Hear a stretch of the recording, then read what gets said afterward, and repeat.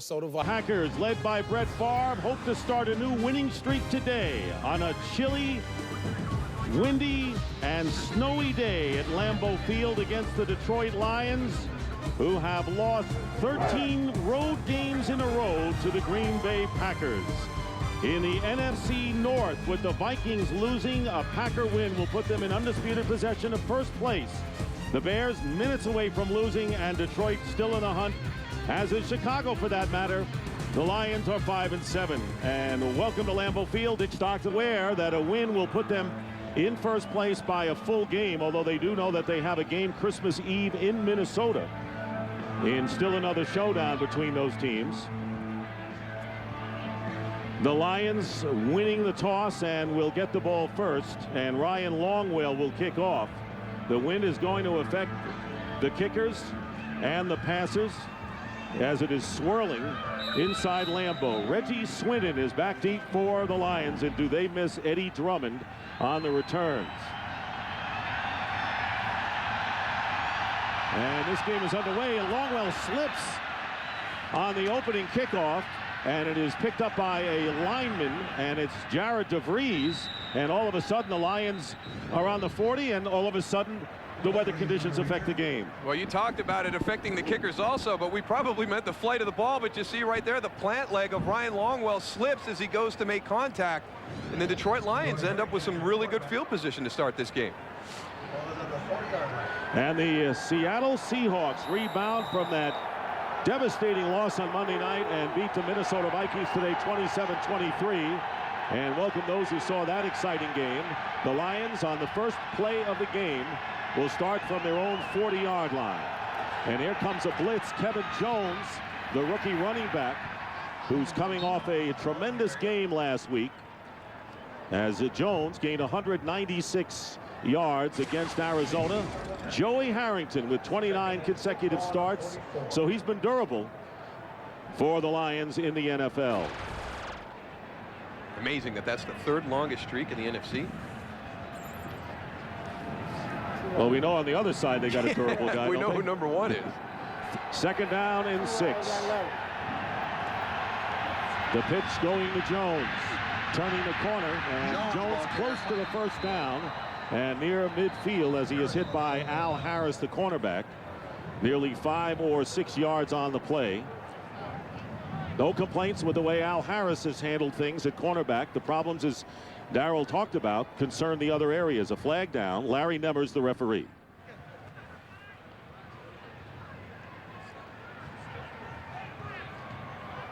Oops, pointed the wrong way on that one. You never want to start a game off like this, do you? You know, I think the weather's even affecting the officials today, Dick. Defense, offside, number 28. Penalty is declined. The result of the play is a first down. So Ahmad Carroll, the rookie cornerback, and taking a look at the Lions offense, and they've got to generate some points today. Yeah, they really do, but I think you see as they started the game what their mode of operation is going to be today. Kevin Jones coming off that great game, and the thing that I thought was impressive when you talk to him, he's realizing now that it's just not about his athletic ability. He's becoming comfortable running behind Corey Schlesinger. He's starting to learn the blocking schemes of the offensive lineman in front of him, so we should see him start to get better and better every week. We saw Harrington slip going back, and his pass to Ty Streets is incomplete. And it looks like we're going to have that kind of a game. Now, the Packers defense, and their biggest problem, Moose, has been the fact they're not getting turnovers.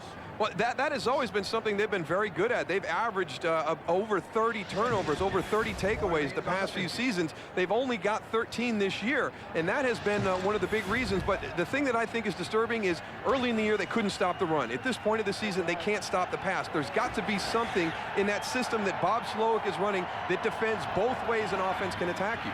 2nd and 10, and they go to Jones again. And Jones from Virginia Tech, short of a first down by about 2 yards. And Packers will be hurt with the loss of Niall Diggs, who's out with a bruised kidney. He is one of the leaders of that defensive unit. And Paris Lennon is making his first career start at weak side linebacker. And there is Lennon.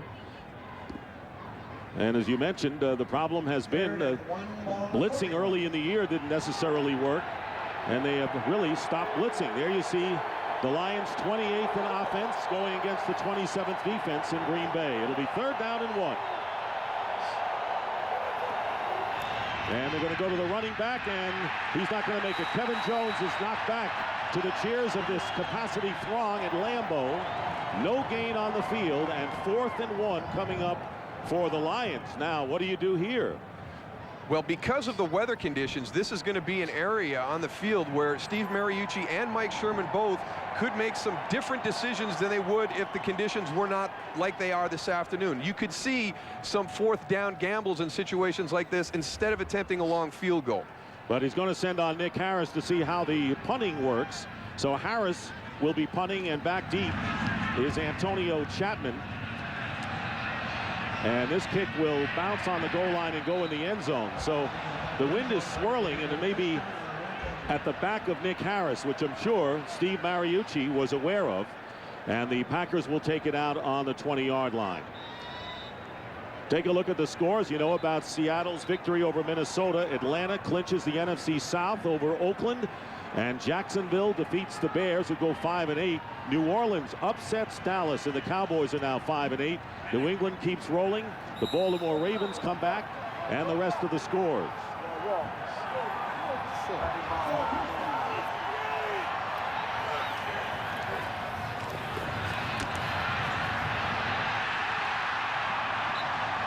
Ahman Green picking up 9 yards on the first play from scrimmage for the Packers.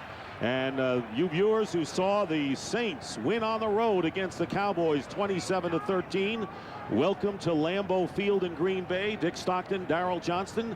On the field we have the Goose, Tony Siragusa. On a great day at Lambeau, we have the snow flurries and winds swirling, gusting to 35 miles an hour.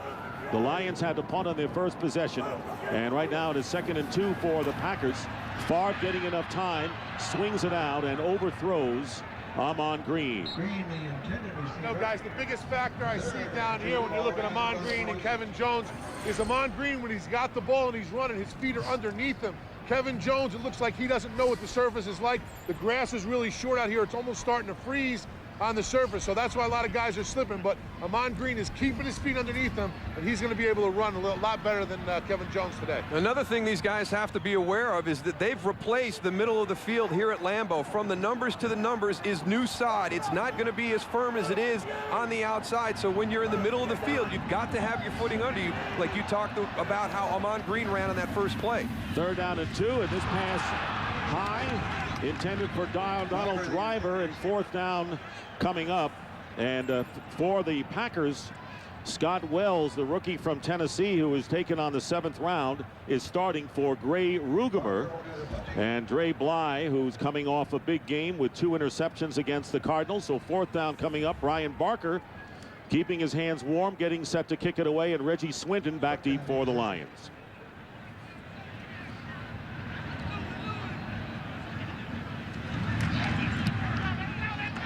And you can see kicking into the wind, and Swinton is going to pick it up. And it gets a couple of yards as he goes out of bounds at the 40-yard line. Well, next week on a Fox NFL Saturday special, the Washington Redskins will be in San Francisco to take on the 49ers. Coverage begins Saturday at 4:30 p.m. Eastern, 1:30 Pacific, here on Fox, presented in Fox Sports High Definition. Well, Joey Harrington leading the Detroit Lions, and as you said at the outset, you know, he's got to manage the game well. They can't expect that they're going to win on his arm today if they win. No, and I don't think that should be their approach regardless of what the conditions are outside. Kevin Jones has proven that he is the guy that you want to lean on. I think he's the one who you establish the rhythm around when you're talking about the offensive side of the ball. Joey Harrington, be efficient in your play calling and your execution, and when the opportunity is there to make a big play, take advantage of it. Kenny Peterson took advantage of an opening and slammed down Kevin Jones for a loss of 1 yard. And again, we're seeing the Green Bay Packer defense right now doing a good job against the run. But because of these conditions, it's going to be difficult for the Lions to exploit that weakness, which is their secondary, in throwing the ball down the field. So, you know, as you get into the latter part of the year, the one thing you want to be able to do is stop the run when you get a day like this. So we'll see if there's any chance for Joey Harrington to try and create some more doubt in that secondary of the Green Bay Packers. And not make critical mistakes, because mistakes and turnovers usually decide games like these. Harrington going underneath to Corey Schlesinger, and a flag is down. Schlesinger is tackled at the 47-yard line, picking up 8 yards. And a penalty. Illegal hands to the face on the defense, number 41. That's a 5-yard penalty from the previous spot, automatic first down. I'm going to guess that that's number 31, Al Harris. And Mike Sherman shouting out at the officials, not agreeing with that call on Harris. That's one of the things that happens on the outside, though. If you're a defensive back and you're going to get a jam on the receiver as he comes off the line of scrimmage, you cannot get anywhere near his face. You saw it right there. Now, that seems kind of touchy. He got his hand off, but it's different on the outside. You can't make contact at all on the face mask. First down on the 44-yard line. And play action for Harrington, going deep downfield and overthrowing Ty Streets, and another flag is down. Coverage downfield by Ahmad Carroll, the corner, and help with Sharper downfield as well. Well, he had a handful of penalties called on him last week against the Philadelphia Eagles also. Defensive pass interference, number 28. Spot foul, automatic first down. So Ahmad Carroll, the rookie from Arkansas, the #1 pick, giving the Lions first down in Packer territory. We'll see if we can see the interference. That's kind of touchy right there for me. And he's got his hands on his back. You can see Ty Streets kind of going forward a little bit, but I don't know. I'm a big advocate of letting him play on the outside. You've done enough with the release at the line of scrimmage with the holding and the illegal contact. I think once you get downfield, if they're within the limitations of the rules, you let them play on the outside. From the 29-yard line, here's Jones. And Jones dives for a couple of yards. He was slowed up at the line of scrimmage by Hannibal Navies and picking up only 1 yard on the play. The Lions were the team the Packers played when they started out 1-4 on the year. They went into Ford Field and won that game 38-10. And now, after their defeat soundly at the hands of the Eagles last week, who do they come up with? The Lions again. Yeah, but a different Lions offensive group. Roy Williams was not in that game. Kevin Jones was not 100%. Corey Schlesinger was out of the lineup at that time. This is a different group on the offensive side of the ball than they faced previously. 2nd and 9. Again, they go to Jones, and Jones carrying a couple of defenders within 1.5 yards of first down. And keep in mind that if you want to really establish a running game, you have to accept no gains on many plays, which the Lions have done. They have stuck with it, and a 7-yard pickup with a tackle by Aaron Kampner. But you see the performance that Kevin Jones has had so far this season. And going into the game last week, he was averaging 12 carries per game. Last week, he had 26. And the offensive linemen, they also talked about that. It allows us to get into rhythm. We can start coming off the ball instead of doing all. They've never gotten into a situation where they've had consecutive running plays very often this year. Well, they haven't. They're going to go again. Sean Bryson, who has come in to give Kevin Jones a breather, gets the first down.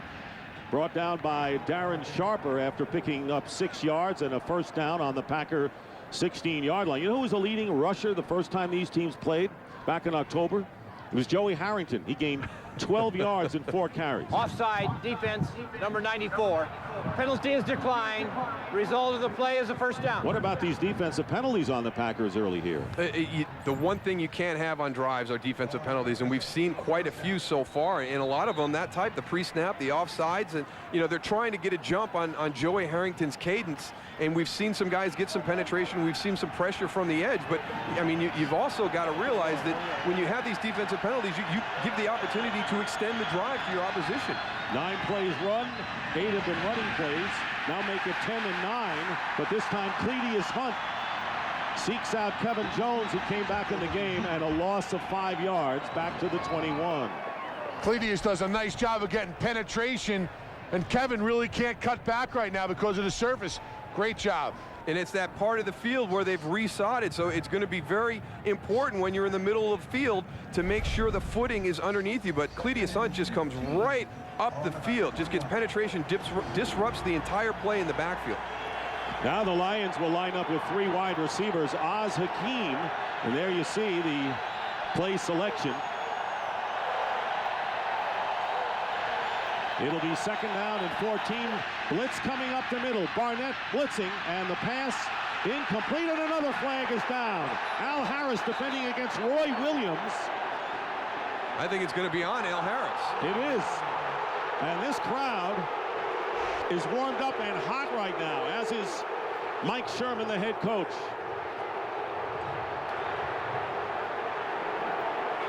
Holding defense 28. That penalty is declined. Defensive pass interference, number 31. That penalty is accepted. Spot foul, first down. Sherman's claiming the ball was not catchable. Well, here's one of the things with the pressure. When they're bringing Nick Barnett into the middle, you know, he has talked about the fact that he has gone up against guards and centers and stuff. At that time, a running back, he was picked up. Now, here's the penalty on the outside. Again, that's incidental contact on the outside. We've seen two real touchy calls. All right, so send a message to both defensive coordinators. Get your guys on the sideline and tell them, hey, these officials are calling it extremely close on the outside. Know what they're doing and adjust to their style. 17-yard penalty. And now we'll have a flag, and this one will go against the Lions. So after 4 defensive penalties against the Pack. Prior to the snap, false start on the offense, number 62. 5-yard penalty, still first down. David Laverne, the left guard. So 3 of the 4 defensive penalties against Green Bay were accepted, and now the Lions go back, and the Packers 28th in the NFL in red zone defense. And they're trying to keep their record going. They have not allowed a rushing touchdown in the last 20 quarters. It'll be first down and goal from the 8-yard line. Trips on the right, including the tight end, Steven Alexander, slipping as he throws, and this pass batted away. And it was intended for Alexander, and it was Mark Roman, the strong safety, who had the ball bounce off of him. Roman, who was tested against the Eagles heavily last week. Well, this is the area, this has become the Achilles heels for the Detroit Lions. They don't get many opportunities in the red zone, and when they do, a lot of the mistakes are because of their execution. We saw the illegal procedure penalty. When you get into the red zone and you have mistakes, they are magnified. Negative plays in the red zone are much more difficult to overcome than they are out in the field. Second goal and 8. Ball on the 8-yard line. No score. 8 minutes remaining. Kevin Jones in motion with the empty backfield. Harrington is sacked. Back on the 13, a loss of 4 yards, and it was Kabir Bajabiamila and Aaron Campen in on the play. You get pressure coming right up the middle. Joey Harrington has nowhere to go. The Packers' defensive front is getting off the ball as well as I have ever seen him. Kabir Bajabiamila on the outside gets a nice move back across Jeff Backus's face. But look at the other guys that are there. Here comes Grady Jackson up the middle. Aaron Campman's coming from the other side.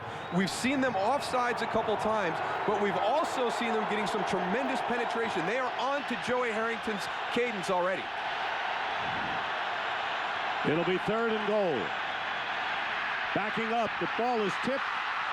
And pass is incomplete. The Packers with several chances to get the ball back. Darren Sharper deflecting the pass intended for the back, Sean Bryson, bringing up 4th down. Well, Darren Sharper, he's got a chance to go the distance. It goes off of Cullen Jenkins' head. Now, Darren Sharper is coming over. He's got that ball in stride. Just a little high, lack of concentration right at the catch. But Darren Sharper, an opportunity maybe to get to the sideline and take it the distance. So the Packers keep the Lions out of the end zone at this point, and now here is Jason Hanson. And this isn't a guarantee today. No, none of them are. 31-yard attempt for Hanson, who, by the way, has been very successful. Better start it over this way. He's going to have to fade it if you know golf.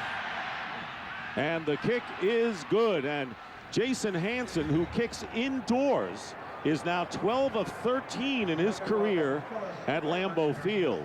So he defies that. Let's take a look at the playoff picture. You know that the Eagles and Falcons have clinched their division titles. The Packers right now with the lead pending if they win today. Seattle with the win taking over the NFC West.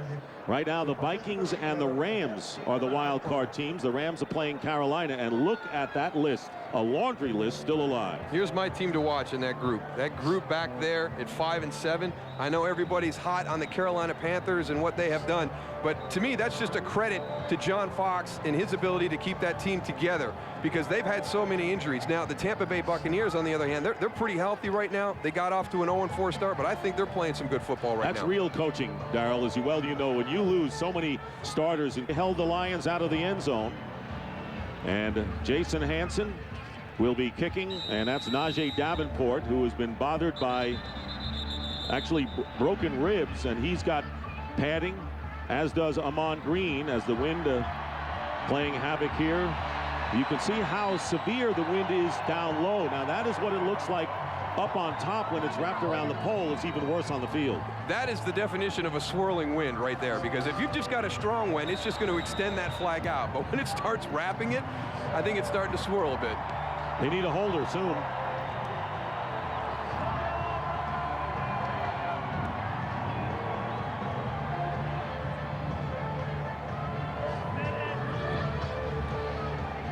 And for those of you that saw the Baltimore Ravens bounce back and beat the Giants 37-14, welcome to Lambeau Field.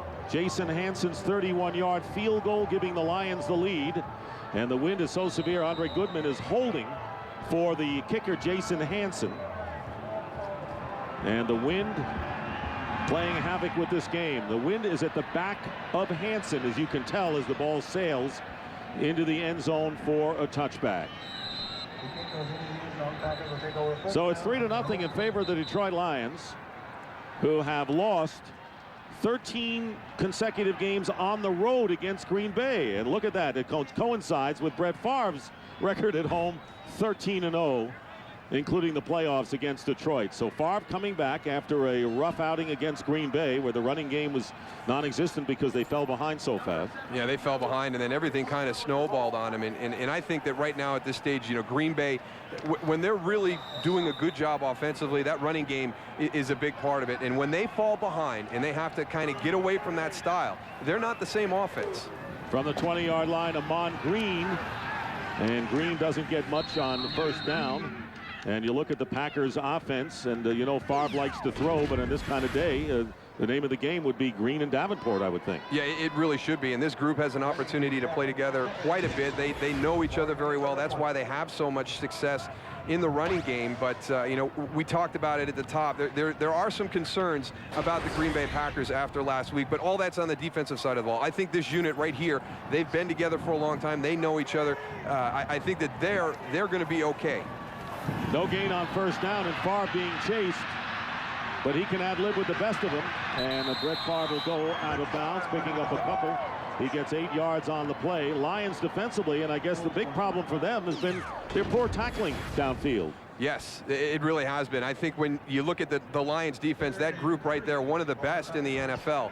And I think the problems start to appear as you get into that back seven, the linebackers, the secondary. There's been some injuries. They've had some different lineups throughout the course of the season. They haven't had an opportunity to play together and gel together. We just talked about the Green Bay offense getting to know the guy next to him. The Lions in the back seven haven't had that opportunity. And Andre Goodman starting for Fernando Bryant, who re-injured a right ankle. So Goodman starting his first game of the year, and the pass incomplete. Notice how it floated out to Javon Walker. The pass is incomplete. Fourth down coming up, and right now for a game break, let's check in with JB in Los Angeles. Hey, Dick, as you well know, one of the hottest teams in the league, the Carolina Panthers, looking to strengthen their playoff positioning, believe it or not. Take a look at Delhomme hooking up with Muhsin Muhammad for the 14-yard touchdown play. They're looking for 5 straight. Boy, they're getting started quickly. Back to Dick Stockton. And just exactly what Darryl was talking about. Carolina off to the quick start. And look at that kick by Brian Barker. The wind definitely a factor. And the Lions have had the ball twice on their 40, and now will have the ball at midfield. That was a 23-yard punt. You can't block. We're going to go back and take a look at this punt. Now, it seems as though the wind is coming from this direction, but watch how it affects the snap. We're talking about the kicker, but he's going to get the ball over to his left. Now, he's got to be very careful about that, because if not, all of a sudden, you're going to start to see the Detroit Lions or the Green Bay Packers, if they're going that direction, start to bring pressure from the punter's side that's going to be closer to where the rushers are. Lions have had great field position to start the game. Of course, they've had the wind at their back. And Harrington on first down and completes to Roy Williams, who has the first down and knocked out of bounds on a crossing pattern. That's the first completion of the game for either team. A 13-yard pickup And once again, the Lions in Packer territory. Well, we talked about the wind swirling, but to me it seems as though it's at the back of the Detroit Lions right now. They have to take advantage of this.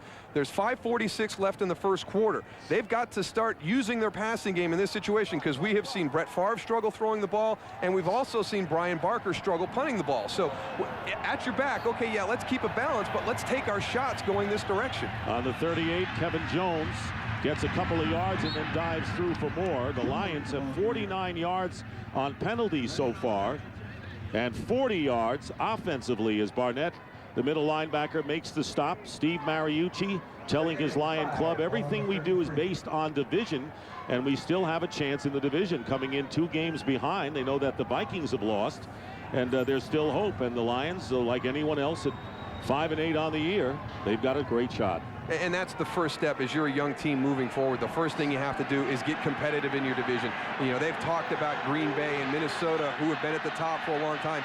To get to where they want to go, they've got to be competitive. They've got to become competitive with the Vikings and the Packers. 2nd and 5 from the 33, and this pass is caught and picked off. Nope. It's ruled down by contact, and it was Oz Hakeem, and now incomplete is the call. The officials coming over, pointing to the ground, and Oz Hakeem coughed it up.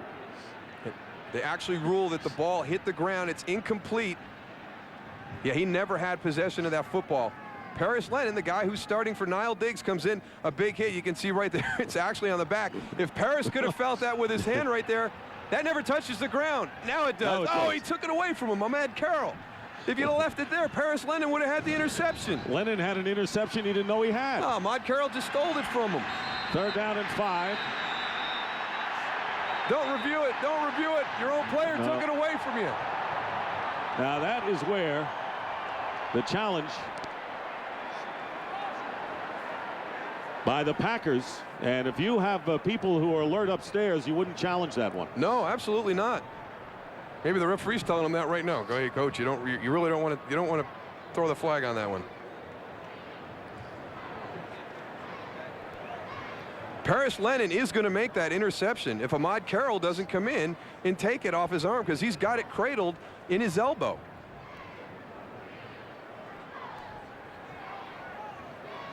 And this kind of conversation indicates that maybe Larry Nemmers is telling Mike Sherman that this is not a challenge and this play was ruled what it was. I don't know if that's the way you should do it, but it seems to be the indication. Green Bay has challenged the ruling on the field that the pass was incomplete. They feel it was intercepted. We'll review the play. It almost was, coach. You see right here, watch. Paris Lennon's going to have this. Watch at the end. It's going to be stuck on his arm. He's going to have it right there. But here comes his buddy. Yeah, there's no control by anybody. Look, he takes it and hits the ground. Paris Lennon did not even have control of the ball. After reviewing the play, the receiver never caught the ball. The defender, the ball rolled across his arm, and as it was being picked up by the second defender, the ball hit the ground. Therefore, the ruling on the field stands. The pass is incomplete. And you might say that's a wasted challenge because no one really had control there. So the call stands and a timeout is charged to the Packers. You're not going to give me that one, huh? You're not going to think you're just not going to agree with me, are you? Well, I'm going to go agree with Larry Nemmers. No, when you said he had a chance to intercept. Yes, he had a chance. If Ahmad Carroll doesn't come in and take it off his arm. He was moving. It was rolling in his arm. If he didn't take it off his arm.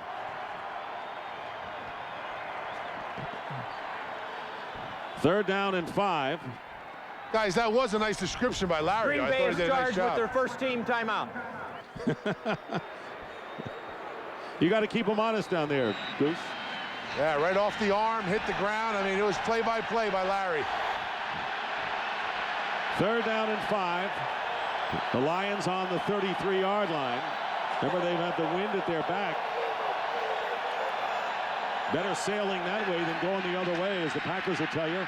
Pressure on Harrington, and a pass underthrown to Roy Williams with Al Harris defending. And it'll be 4th down for the Lions. This is one of the things that they're going to have to adjust to today, because Roy Williams was not in the lineup the last time they played, and he is a special guy. Even though he's a rookie, he is going to be a very, very good wide receiver in this league. And Joey Harrington just did not have the opportunity to complete that throw, because we've talked about it. That is the direction that you have some help from the wind, but Joey Harrington unable to complete his throwing motion. Nick Harris will kick, and Antonio Chapman back deep for the Packers. And it'll be a good kick if it stays in the field of play for the Lions, and they down it inside the 5. And it was Alex Lewis making the play. So the Lions, one thing they've had, good coverage on punts and kickoffs all season. Back here at Lambeau Field, Dick Stockton, Darrell Johnson, and Tony Siragusa, 3-0 Lions, and the Packers 3 and out on their first 2 possessions, going into the wind and starting on their own 5. And normally would dictate a running game, and Ahman Green getting the call. So the Lions with 2 very strong people at defensive tackle. Earl Holmes, the middle linebacker, made the tackle there, but Dan Wilkinson, Sean Rogers going up against the rookie Scott Wells at center. Good matchup today. And to combat this, they're going to bring in that U71 package, which is an extra guy here. Now, that's usually Kevin Berry, but Kevin Berry is inactive today. So Brad Bedell is taking his place. And as you talked about it, Dick, they're going into the wind. They've struggled throwing the football in this direction, and one of their packages that they have that's heavy on the run is that U71 grouping. 2nd down and 7. Green diving short of the first down by a couple of yards. So Ahman Green, who gained only 33 yards last week, and the team fell behind, so it was a passing game, but he had 178 against the St. Louis Rams. He has been playing with sore ribs, and a lot of the Packers playing hurt, picking up 15 yards on 4 carries thus far, and it'll be 3rd down and 3 for Green Bay.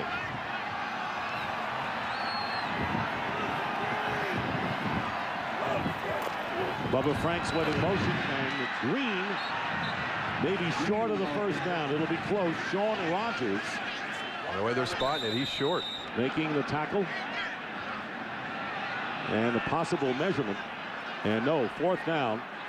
Well, that is a good job at the end of that run, because Ahman Green has a knack for always kind of getting forward. He's going to slip a little bit right at the end of the run, but he is almost always moving things forward. He slips a little bit right there, and Bracy Walker comes in and gets him down short of the first down mark. You see right there, actually gets caught up on the legs of his offensive lineman, Mike Wall. So now Brian Barker, who's had struggling kicking against the winds, punting here, and another line drive kick, and it's picked up at the 48-yard line by Reggie Swinton, and good coverage by the Packers.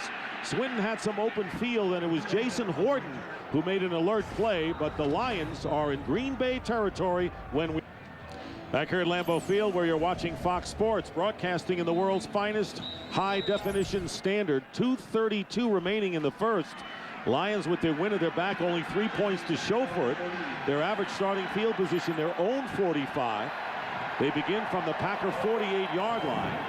And Kevin Jones going outside, comes upfield and is stopped. Hey, Tony, how do the defensive linemen play and prepare with these kind of conditions today? Well, Dick, what you want to do is you don't want to really come off and get your feet, like I said with Ahman Green, you want to keep your feet underneath you so you always have that base. And what they're doing is they're reading the backfield right now. The guys from Green Bay are seeing when there's nobody in the backfield. That's when they're going to get in their pass rush mode and getting upfield. But when they have the running back in the backfield, they're going, taking care of their gaps, knowing that the cutback is going to be a hard thing to do with the field and the conditions. 2nd and 10 in play action. Here comes Al Harris, and making the reception, Ty Streets. He'll get the first down. Ty Streets picking up 11 yards, and for a game break, let's go out to Los Angeles and James Brown. Hey, Dick, the Panthers are looking for their 5th straight win, but St. Louis looking good here. Chris Chandler to a wide open Torrey Holt, 75 yards. They have finally narrowed the gap 14-7 after spotting them 14 points back to Dick Stockton. Thank you very much, JB. And of course, the Rams looking to win and tie Seattle, an upset winner at Minnesota today. Reggie Swinton going in motion, and a flag is down, and he's quick screen to Swinton. And we'll have an offsides penalty called against the Packers, so another defensive call. Offside number 98. 5-yard penalty. Repeat, first down. So Kenny Peterson for the penalty, and so it'll still be first down. This time and 5 yards to go. I don't know. I think you've got the wind at your back. You've only got 1 minute and 9 seconds left. They've only got 3 points out of that great field position that we showed a few minutes ago in this first quarter. And yet we're running quick screens out to the wide receivers. Now that's going to be a difficult throw going the other direction, but you've got to start getting the ball vertically down the field. I mean, because when you get to the second quarter, let me tell you something. If Brett Favre is having trouble throwing the ball into this wind, there is no way that Joey Harrington's going to throw the ball into this wind. Yeah, the Lions aren't taking advantage of the wind, and time is running out for them, at least in this quarter. They're leading 3-0, and there's a pump fake by Harrington, and he's going for Roy Williams, and the pass is out of bounds. Covering Williams was Harris, and that'll bring up second down and 5. Hey, Tony, we've seen Green Bay already called for probably 3 offsides penalties. We've seen on several occasions they've been on the snap count. Are you picking up anything? Is Joey Harrington getting into a rhythm? You know what, he is, Moose. In the beginning, they were going on 1, it looked like, but down here, it looks like he's changing it up a little bit, going on quick counts and also using the hard count. He's actually impressing me. It's amazing. Second down and 5. Not many weapons on this Lion team. And the quick handoff to Kevin Jones. And Jones picking up 3 yards, so it'll be third down and short. Grady Jackson making the tackle. When the Packers have Grady Jackson in the lineup, teams won't gain 100 yards against him. When he was out, teams did very well. So very quietly, he has been a pillar for the Packers when he has been healthy. I tell you, this is going to be a critical play right here because we're at 19, 18 seconds. I don't think Steve Mariucci wants to attempt this field goal going the other direction. And with the play getting in late to the huddle, if they're not successful here, or even if I don't even think they're going to get this snap off, they're going to be forced to kick this field goal going into the wind. They sure are. That is the end of the quarter. So the Lions did not really manage things well in that first quarter. The score, the Lions 3 and the Packers 0. And Fox NFL Sunday will continue. And there is no time on the clock, but there is a timeout. But as we were saying, that is the end of the first quarter. And Fox NFL Sunday will. And we start the second quarter with the Lions on the leg of Jason Hansen's 31-yard field goal as the Lions lead 3-0. Now Detroit going into the wind. It'll be third down and 2. Steve Mariucci tried to call a timeout but couldn't do it in time. So now into the wind on 3rd and 2, and there is Jones, and he'll get the first down and carry Darren Sharper for a couple of extra. He's got 6. Now, let me tell you, that is a big play right there because that's Steve Mariucci right there. Now, he's going to run down and try and get the officials' attention to get a timeout call before the end of the quarter. Now, there really wasn't enough time because even if they get it stopped, they've got to run third down. The clock's going to run out in the quarter. They're going to be going this way anyways. That conversion right there by Kevin Jones, let me tell you, that's a big play because that would have been a 48-yard field goal attempt into this win. First down and the pitch to Jones. And look at the way he reads things, and Kevin Jones is going to go in for the touchdown. What a great bit of running by the rookie from Virginia Tech, 24 yards. As he waded to the open spaces and cut beautifully, Kabir Bajabiamila missed him. He had a chance, and Jones gives the Lions a 9-0 lead. Patience, patience, patience. That's the thing that Kevin Jones had to learn when he made the jump to the NFL. And he's starting to trust his, look at that right there. He actually baits Darren Sharper into coming up, and then he gets back in behind Dominic Raiola's block. That may be the best sign of patience I've seen from Kevin Jones all season. And the first rushing touchdown allowed by the Pack in 22 quarters. Here is Jason Hansen with a much closer shot than if he would have had a field goal try. The extra point, and you can see the wind going that way is good, and the Lions have jumped up on the Packers. Interesting start of this game because the Lions had the management with the clock. They didn't call the timeout. Could have been disaster. They find themselves up 10-0. Yeah, big conversion by Kevin Jones on that third down because if not, that's going to be a long field goal into the wind, and then he follows it up with a great run, demonstrates the patience that he's really worked on through the course of the season. Green Bay's first drive with the wind at their back. Let's see what Brett Favre does now.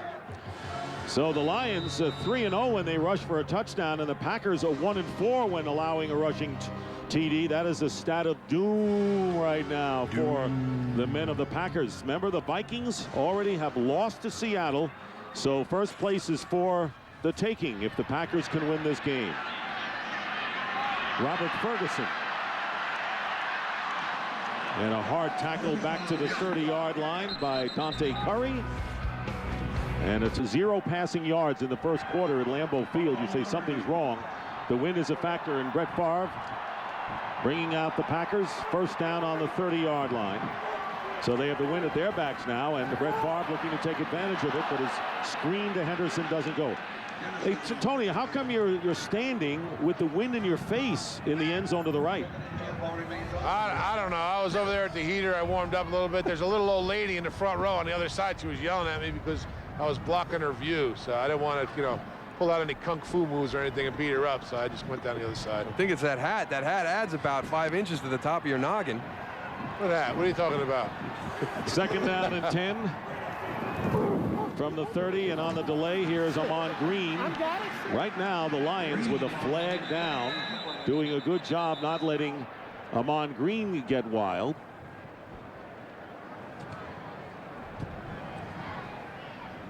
Three-yard pickup. Defensive holding, number 72. Tony! That's a 5-yard penalty from the end of the run. Automatic first down. Big Daddy. That's ridiculous. Come on, that's about time they started calling that Hey, stuff. from now on, the defensive lineman should hold every play because they'll never call it again in this game. We only get one of those a game, I think. So the first down of the game by the Packers is by penalty. Hey, anyway, anything to get some positive momentum Right. going. I mean, look, 0 rush, 0 pass, 1 by penalty. You'll take them any way you can get them right now because they've got to get something moving in their favor. Favre on first down, and the pass thrown behind tight end Bubba Franks. Time for another game break. Here's James Brown. Hey, Dick, take a look here. Brian Griese and the Buccaneers trying to stay in the wild card hunt, hooking up with Joey Galloway, a 36-yard strike that evens the score with the Chargers in San Diego at 7. Let's take it back to Dick Stockton. And of course, Darryl talking about the Panthers and what they've done. Tampa Bay, the team he circled that he thinks could be the club, and coming back in a tough game on the road against the Chargers, who are doing so well this year. Here's Green trying to cut upfield and picks up a couple of yards on the play. It'll be third down and long, with Corey Redding making the tackle for Detroit. I just don't understand why we're not getting some more deep passes. We've seen a bootleg on the first play of the series that we weren't able to execute because James Hall had some pressure right away in Brett Favre's face, and then we saw trying to get it to Bubba Franks hooked up right over the middle. But I mean, it's really, there's a really different direction of the winds, and when you're going the way the Packers are going right now, you've got an opportunity to stretch the field, and we saw how Brett struggled in the first quarter. I just think you need to change your play calling. Third down and 7, and the pass drilled, and unable to hold on to it is Donald Driver. He was on the mark, and that's where the weather could be a factor, as Driver could not hold on. Favre now 0 for 6. And it is fourth down, and Barker comes in to kick it away. Yeah, when you're playing in cold temperature, I think everybody focuses on the quarterback and the ability to throw the ball, but it's very difficult to catch. And you see that Donald Driver has the gloves on, but there's just, you can't get anything that's tacky to help you get that that catch secured.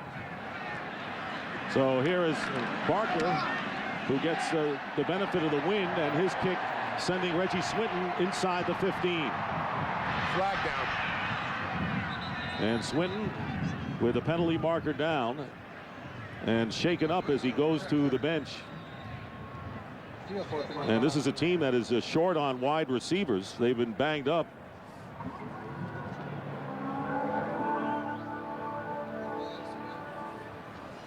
And the flag will go against the Packers, an eligible man downfield.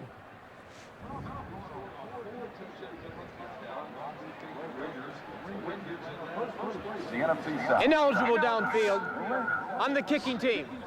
That penalty is declined. First down, Detroit.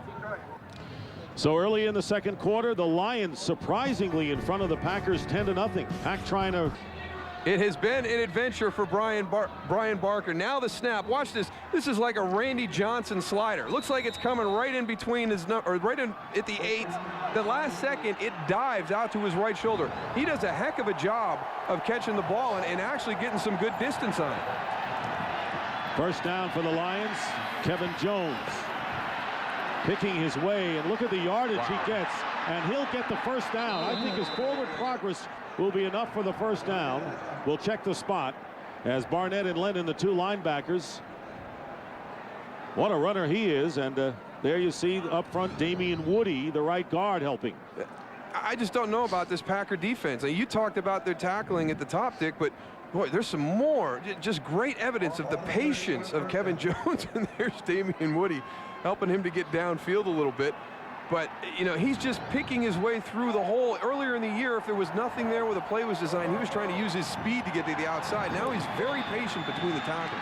Kevin Jones, and he gets 4 hard yards there. So Kevin Jones now with 74 yards on 15 carries, averaging just under 5 yards a clip, and going into the wind, that's the guy you want to have handling the ball. Yeah, the Packers right now, you got to bring your 8th guy down into the box right now. And it goes back to what we talked about. If Brett Favre can't throw the ball going this direction on the field, Joey Harrington's not going to be able to. You know they're going to give the ball to Kevin Jones. Get that 8th man down in the box, do everything you can to shore up your run defense, and challenge Joey Harrington to beat you throwing the ball.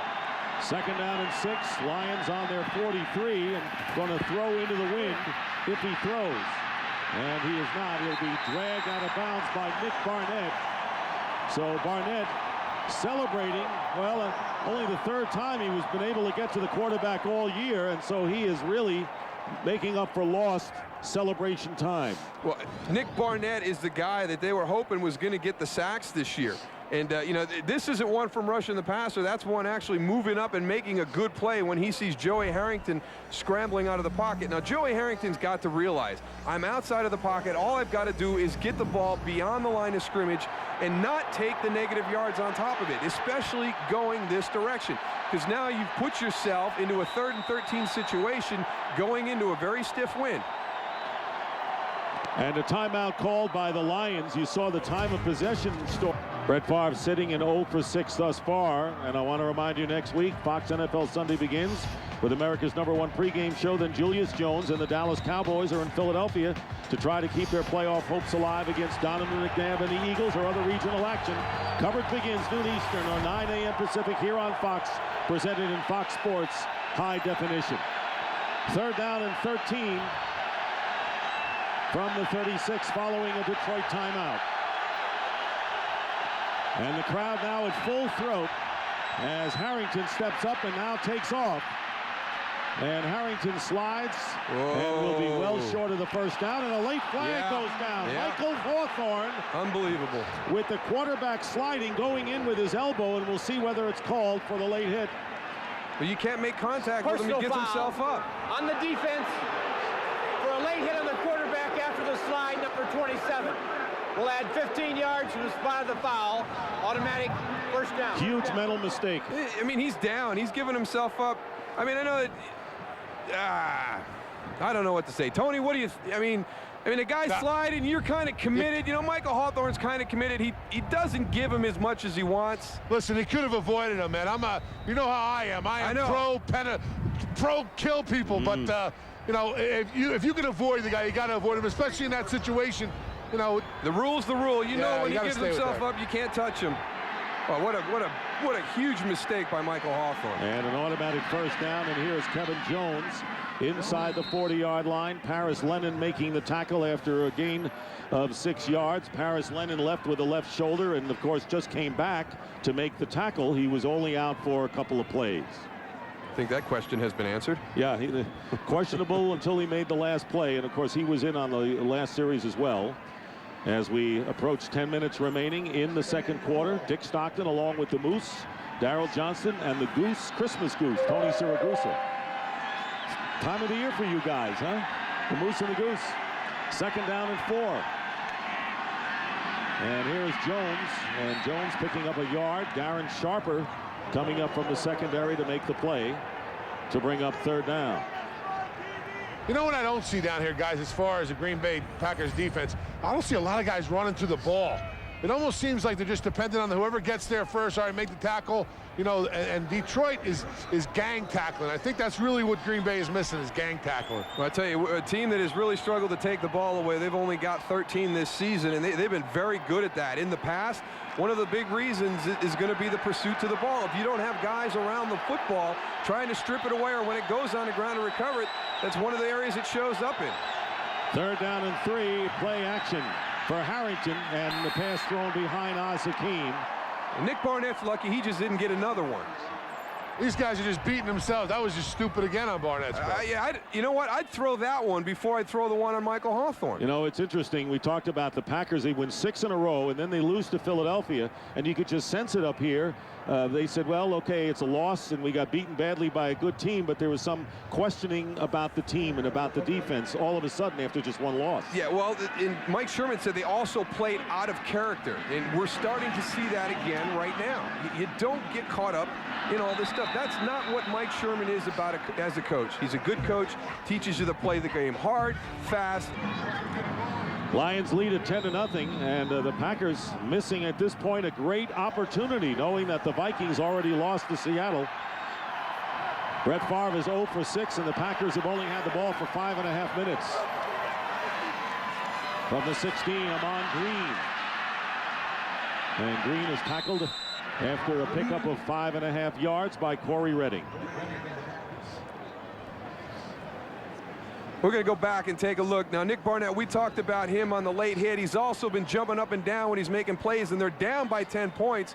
There's his position coach right there. You know, he's going to let him know that, you know, that's not what we talked about. We talked about what Mike Sherman says. And that Mark Duffner, you got to get the message sent to these guys. I mean, they're down 10-0. It's not about you, and that we talked about at the top. This defense, I think there has to be concerns, because right now they're not playing like a unit. They're playing like a bunch of individuals. Yeah, this isn't, you know, Dal, you made a good point.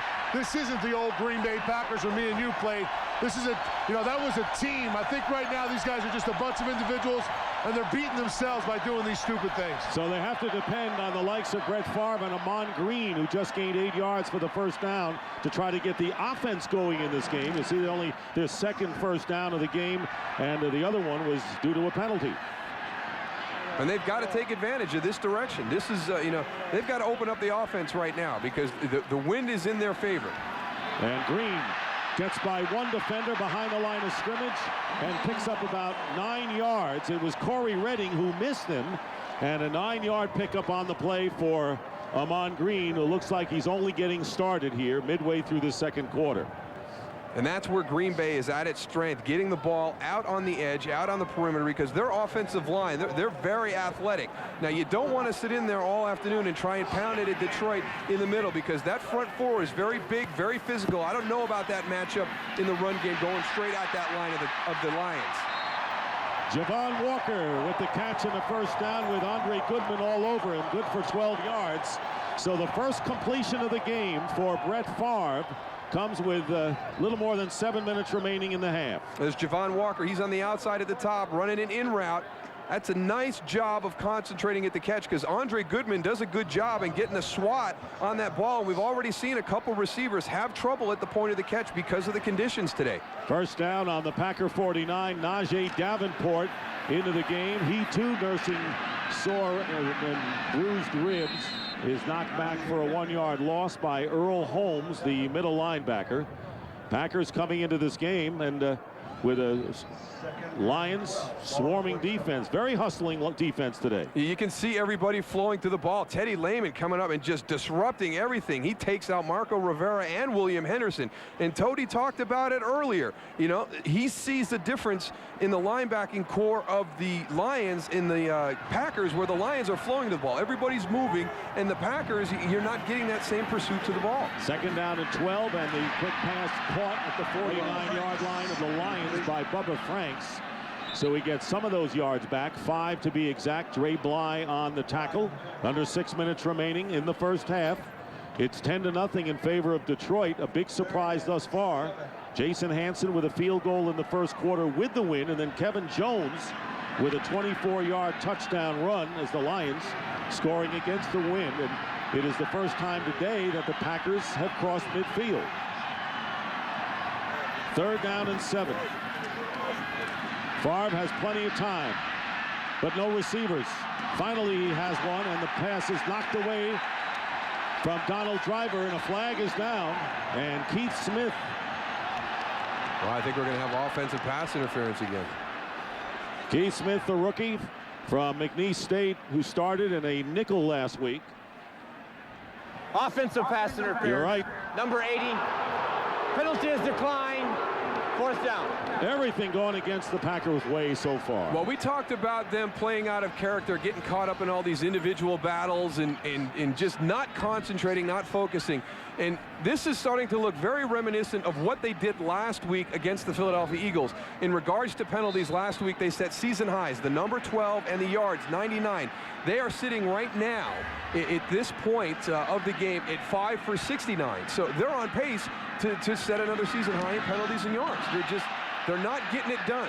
And Barker with a kick that is down at the 22-yard line. So this crowd has to be very puzzled by early defensive penalties and the fact that the Lions lead 10-0 and have really done a great defensive job against the Green Bay Packers. Well, today's game is being seen around the world on Armed Forces Television. We want to send our best wishes to the men and women of the Naval Support Activity in Naples, Italy. They support the Atlanta Fleet in the Mediterranean Sea, and we thank you for everything you do to keep our country safe. And all of us in our production and technical unit and all of us on the broadcast part support you and second the motion. Yeah, not only the servicemen and women who are away from their families and around the world, but also those families who are at home, and especially, again, we talk about it every week during the holiday season. We appreciate all your sacrifices. Thank you, guys. I appreciate everybody over there and what you guys do for us. Kevin Jones on 1st down, starting from the 23-yard line, picking up 4 yards. Rowan and Campman on the tackle. And right now the Lions have things the way they want, and thanks to Kevin Jones, who has gained 86 yards already on 18 carries, just under 5 yards a clip. He has scored the only touchdown in the game. And if you look at the total yards, Jones has more than the Pack. 2nd down and 5. Flag is down as Kevin Jones gets hardly anything, and Nick Barnett on the tackle, but another penalty. There goes Barnett again. You see that there? Yeah. So much for listening to Mark Duffner. Offside defense, number 97. That's a 5-yard penalty. Right now, Mike Sherman is furious. That is their 4th Still 3rd offside down. penalty. It almost looks like they're lining up offsides. You know, they're hugging the ball too much. Well, that's going to be the neutral zone Still 2nd infraction, down. but I don't know whether they think they're on the cadence. I mean, you made the point earlier, Tony, that you were impressed by Joey Harrington varying his cadence, going on some quick counts, some long counts. So I don't know why they think that they can get into his rhythm right now. But whatever it is, they're not doing it the right way, because that is their 4th offsides penalty so far. And 6th defensive penalty for 74 yards. And we still have 4.5 minutes to go in the first half. Quick handoff, Kevin Jones. And here comes Jones being tackled from behind with another big gain and winds up at the 36-yard line of Green Bay. Mark Roman caught him from behind, but 32 yards tacked on to Kevin Jones total. This is unbelievable. You know, you watch this right here. He's inside, and Kabir Baja-Biamila, he's got that. Just squeeze it down right there and make the tackle. I don't get that at all. Now you're out. You've got no support on the outside. There was no run support on the outside. And the Detroit... Moose, that play right there is designed because Sherman Lewis sees somebody upstairs not doing their job. That's all that play. That's a design play for somebody not getting it done. Well, let me tell you, Tony, once you got through, there was absolutely no run support. And I don't think you put your defensive end squeezing it down to be the guy that's, that secondary support. Kevin Barnett brings down Jones for a loss of 2 yards, and Barnett has had a grand day celebrating. His team is trailing 10-0 with the clock running, nearly 3 minutes to go in the first half. Keep in mind, the Lions have not won 13 consecutive road games against the Packers, 3 of them in Milwaukee, the rest at Lambeau Field, including 1 playoff game. And in fact, Mike Sherman has never lost in the month of December and January at Lambeau. He's 10-0. So a lot of streaks going today. Second down and 12, and here is Jones. And Jones is dragged down by Gbaja-Biamila after a pickup of 1. Well, Nick Barnett was roughed up in the local media this week. Pretty good. Everybody had questioned his ability as the playmaker, whether he was the right guy to be in the middle. Was he in the right position? Should he be the weak side linebacker? So, you know, I think a lot of his actions today are in response to what he's had to read all week. Now, as a player, number one, you don't read that stuff. Number two, it doesn't mean anything. You play your game. He's got to settle down and start playing. Trying to give him another name for what he's doing, Nick Barnett. And here is Harrington. Gets by a defender. Harrington is going to get the first down and slides at the 19. Packers very careful not to go after him. Cledius Hunt had a shot at him, and 18 yards for the quarterback. You see they're going to be on coverage. Nick Barnett's going out this way. There goes Al Harris with the crosser. Look at this right there. There is nothing there in the middle of the field. And Harrington with the first down. The Lions threaten with 2 minutes. And the crowd quiet here in Green Bay with the Lions leading at the 2-minute warning, 10-0. And this is not good for the Green Bay Packers. You see right here in all their wins, they have only come from behind once against Houston. When they have lost, they have been behind at halftime in every game except the Giants, and that was 0-0. This team is not good at overcoming adversity anymore. Harrington's 17-yard run was his longest scamper of the year. And the Lions looking at a first down at the 21-yard line of the Packers. Lions have 2 timeouts remaining. Kevin Jones again. Jones carrying for the 22nd time in this first half is stopped by Nick Barnett. He has 115 yards already in the game. Some better defense by the Packers right there. You've got Mark Rowan up along with Nick Barnett to make the play. And what that was good gap control. There was nowhere for Kevin Jones to go with the play. And on that scramble by Joey Harrington, the previous play, Tony Siragusa saw where they had 2 guys in the one gap. And that's why Joey Harrington was able to get straight up the middle of the field and see that there was nobody there because they were playing man coverage. I could have ran for 14 yards on that play. Well. On a warmer day. Exactly. And the timeout called by the Lions, and they'll have 1 timeout remaining. That's their second team timeout. Coming up on the Visa Halftime Report, JB, Terry, Howie, and Jimmy. Scores and highlights from around the league, and the Fox Sports ticker has up to the second scores and stats. It has been the Kevin Jones show in this first half, plus the Lion defense. Jones has gained 115 yards on the ground. Everyone else on both teams have 107 total yards, including that gentleman. That is scary right there. I did not need to see that. Second and 10. Here's Kevin Jones. And fighting his way inside the 20-yard line. It'll be third down and long for the Lions, who have 1 timeout remaining. The Packers have not managed any points. Brett Favre is 2 for 9 for 17 yards. Cledius Hunt shaken up. And a timeout at 1:05 remaining in the second quarter. We'll return to Lambeau Field. Cledius Hunt's going to have the whole pile fall down on top of him, and it's going to be Nick Barnett. He's trying to get out. He's getting pushed by Jeff Backus right there. You see how he actually looks like he steps on his left ankle, and then it kind of comes down on the back of his legs. Kind of scary down there. Tony, I got a lot of respect for you guys playing down that interior line when that whole pile comes moving down on top of you. That's when you need that extra 20 pounds there to just protect your inside. Now I see. Now there's a reason for it. There's a reason for everything. Cullen Jenkins replaces Cledius Hunt. It'll be third down and 7, the 8th play of the drive coming up. Sean Bryson lines up behind Harrington. Play clock at 4. And Harrington trying to go to his tight end, Steven Alexander, and he was covered by Michael Hawthorne. So it is 4th down, and Jason Hanson, who put the Lions in front with a field goal in the first quarter, comes on again. I like that call by Joey Harrington, though. He got everything coordinated. He got all the way out to the far parts of the line of scrimmage, got it to the tight end, got it to the tackle. They echoed it all the way out along the line of scrimmage, and then Green Bay coming with a big blitz. He had an opportunity for Steven Alexander in one-on-one versus Michael Hawthorne. 36-yard field goal attempt by Hansen with 1:01 remaining. Remember, he's going into the wind here.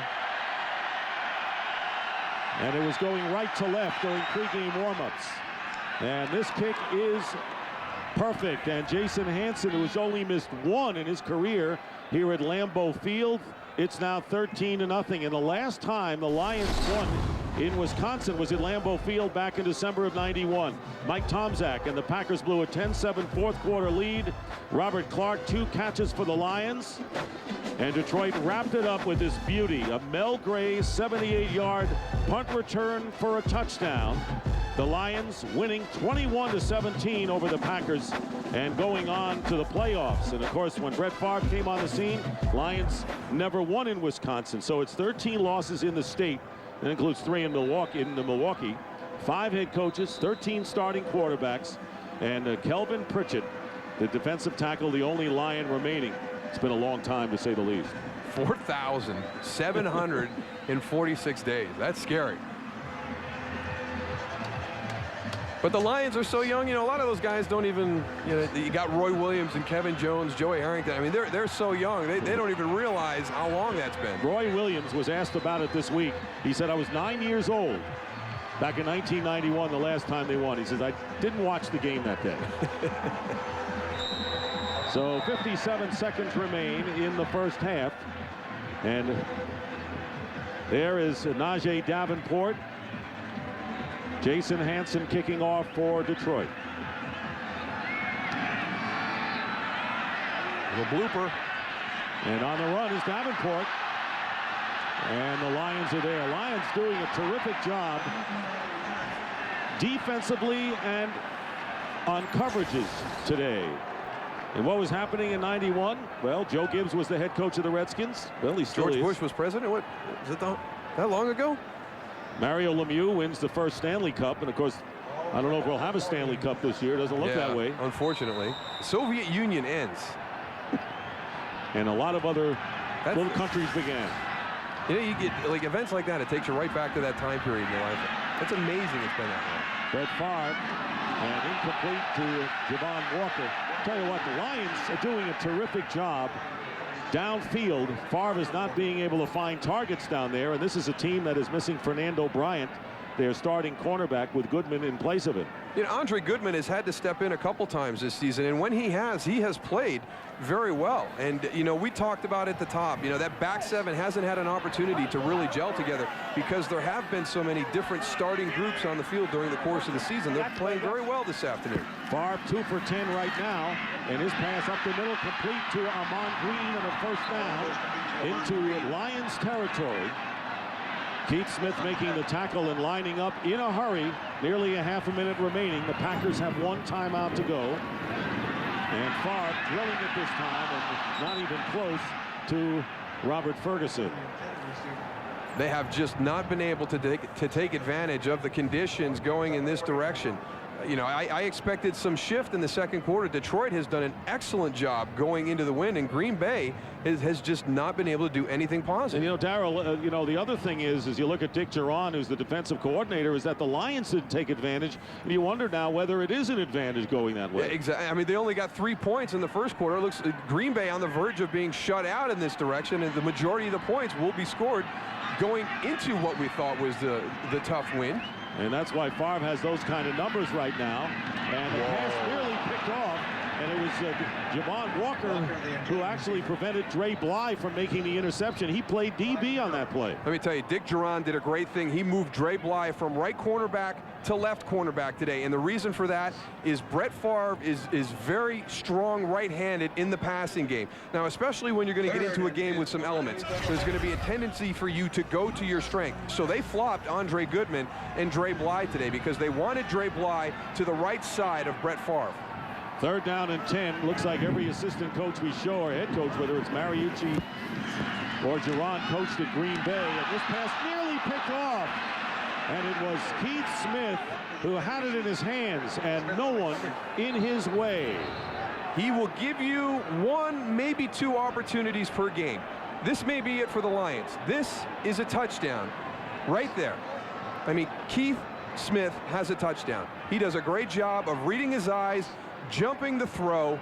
He just can't complete it. 4th down coming up for the Packers with 19 seconds remaining.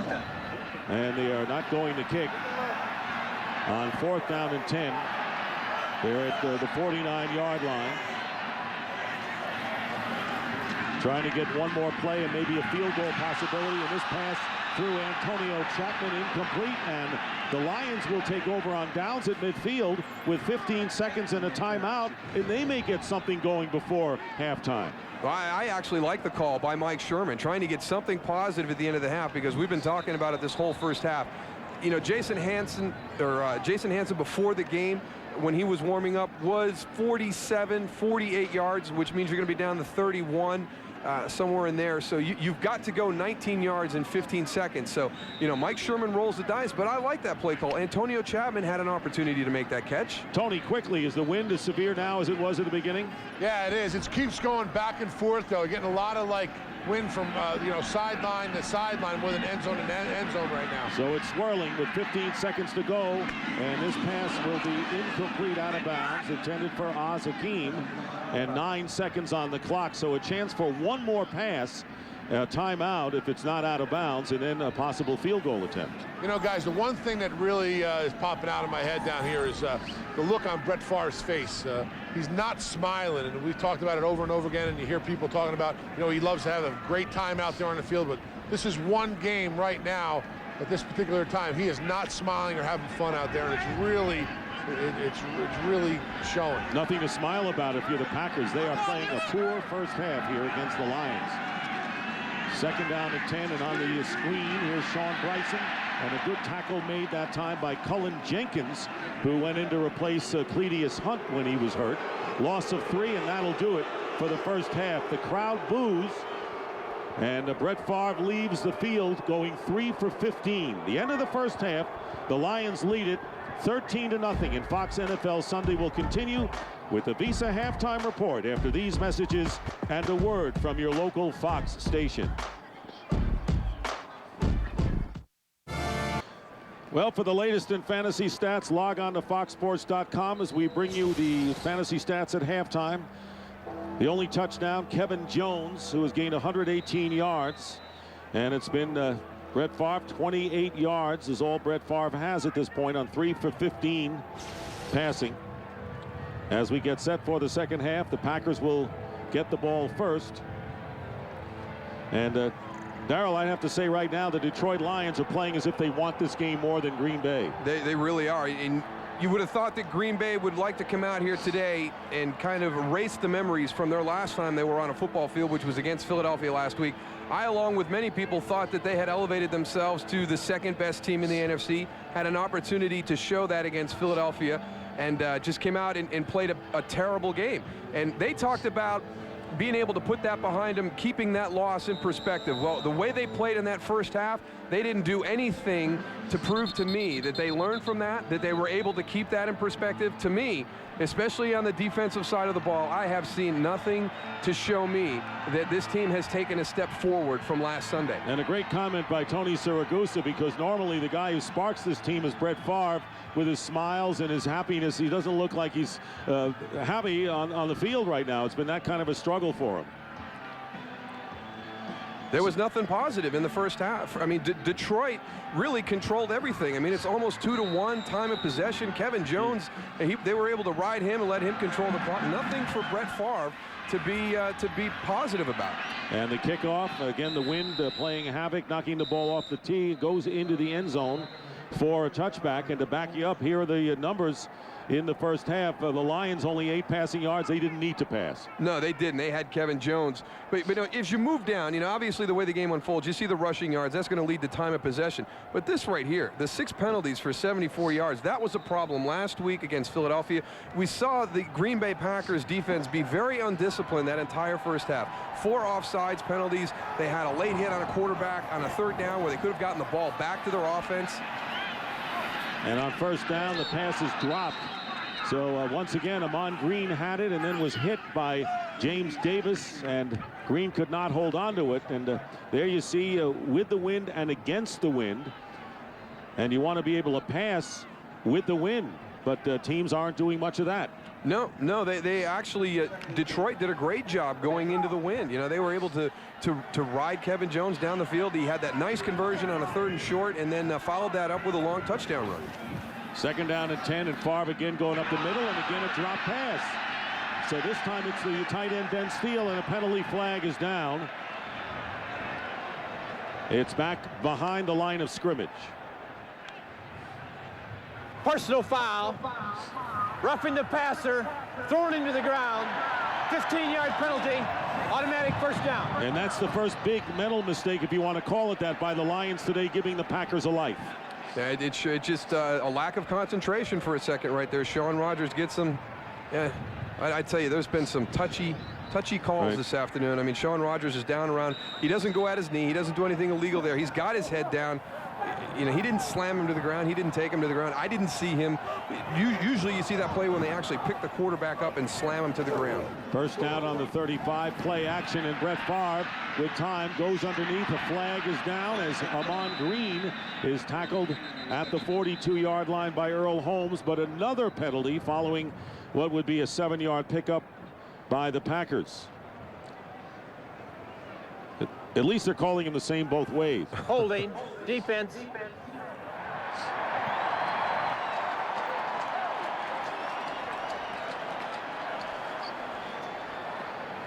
Five-yard penalty, previous spot, automatic first down.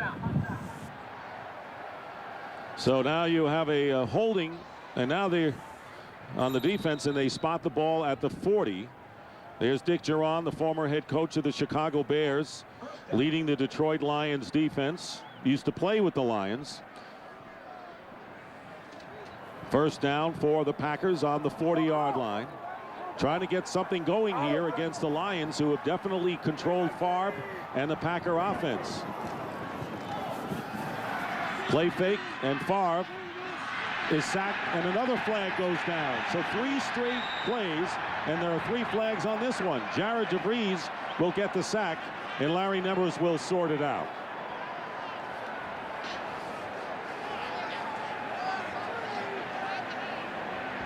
Just like we saw Green Bay struggle with penalties in the first half. Personal foul, 15-yard face mask, number 95. That's a 15-yard penalty from the spot of the foul. Automatic first down. Yeah, Dick Jauron and Steve Mariucci, they want that to be a 5-yarder. They don't feel that it was the flagrant type. He gets his hand on it right there. But it's that, it comes off pretty quickly. Brett Favre does a nice job of holding onto the football. He gets a handful of it there, lets go of it right away, but you saw Brett Favre's helmet spin a little bit.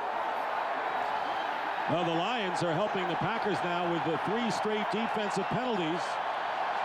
And now they've got this crowd back into it, and they were extremely frustrated at the end of that first half. They went off, the Packers went off the field to a chorus of boos from their hometown fans. It's amazing. Sean Rogers, I wonder, leaves the game. And we wonder whether he's been ejected. Sean Rogers acts as if he's been ejected from the game. If he's ejected, he's got to leave the field. He'd be up in the tunnel. Well, the Lions with 3 straight defensive penalties. That's 49, leading the league as Ahman Green gets inside the 30-yard line. So the Lions helping the Packers get back in the game with a string of penalties here. Watch Ahman Green at the end of this run. Watch. Boom, right on the Brock Marion. Now, Brock Marion, he's a physical free safety. I mean, he'll come up and strike you. Ahman Green, that shows you the explosion that he has at the point of contact. Javon Walker going in motion. 2nd down and 7 for Brett Favre. And the pass is ruled incomplete.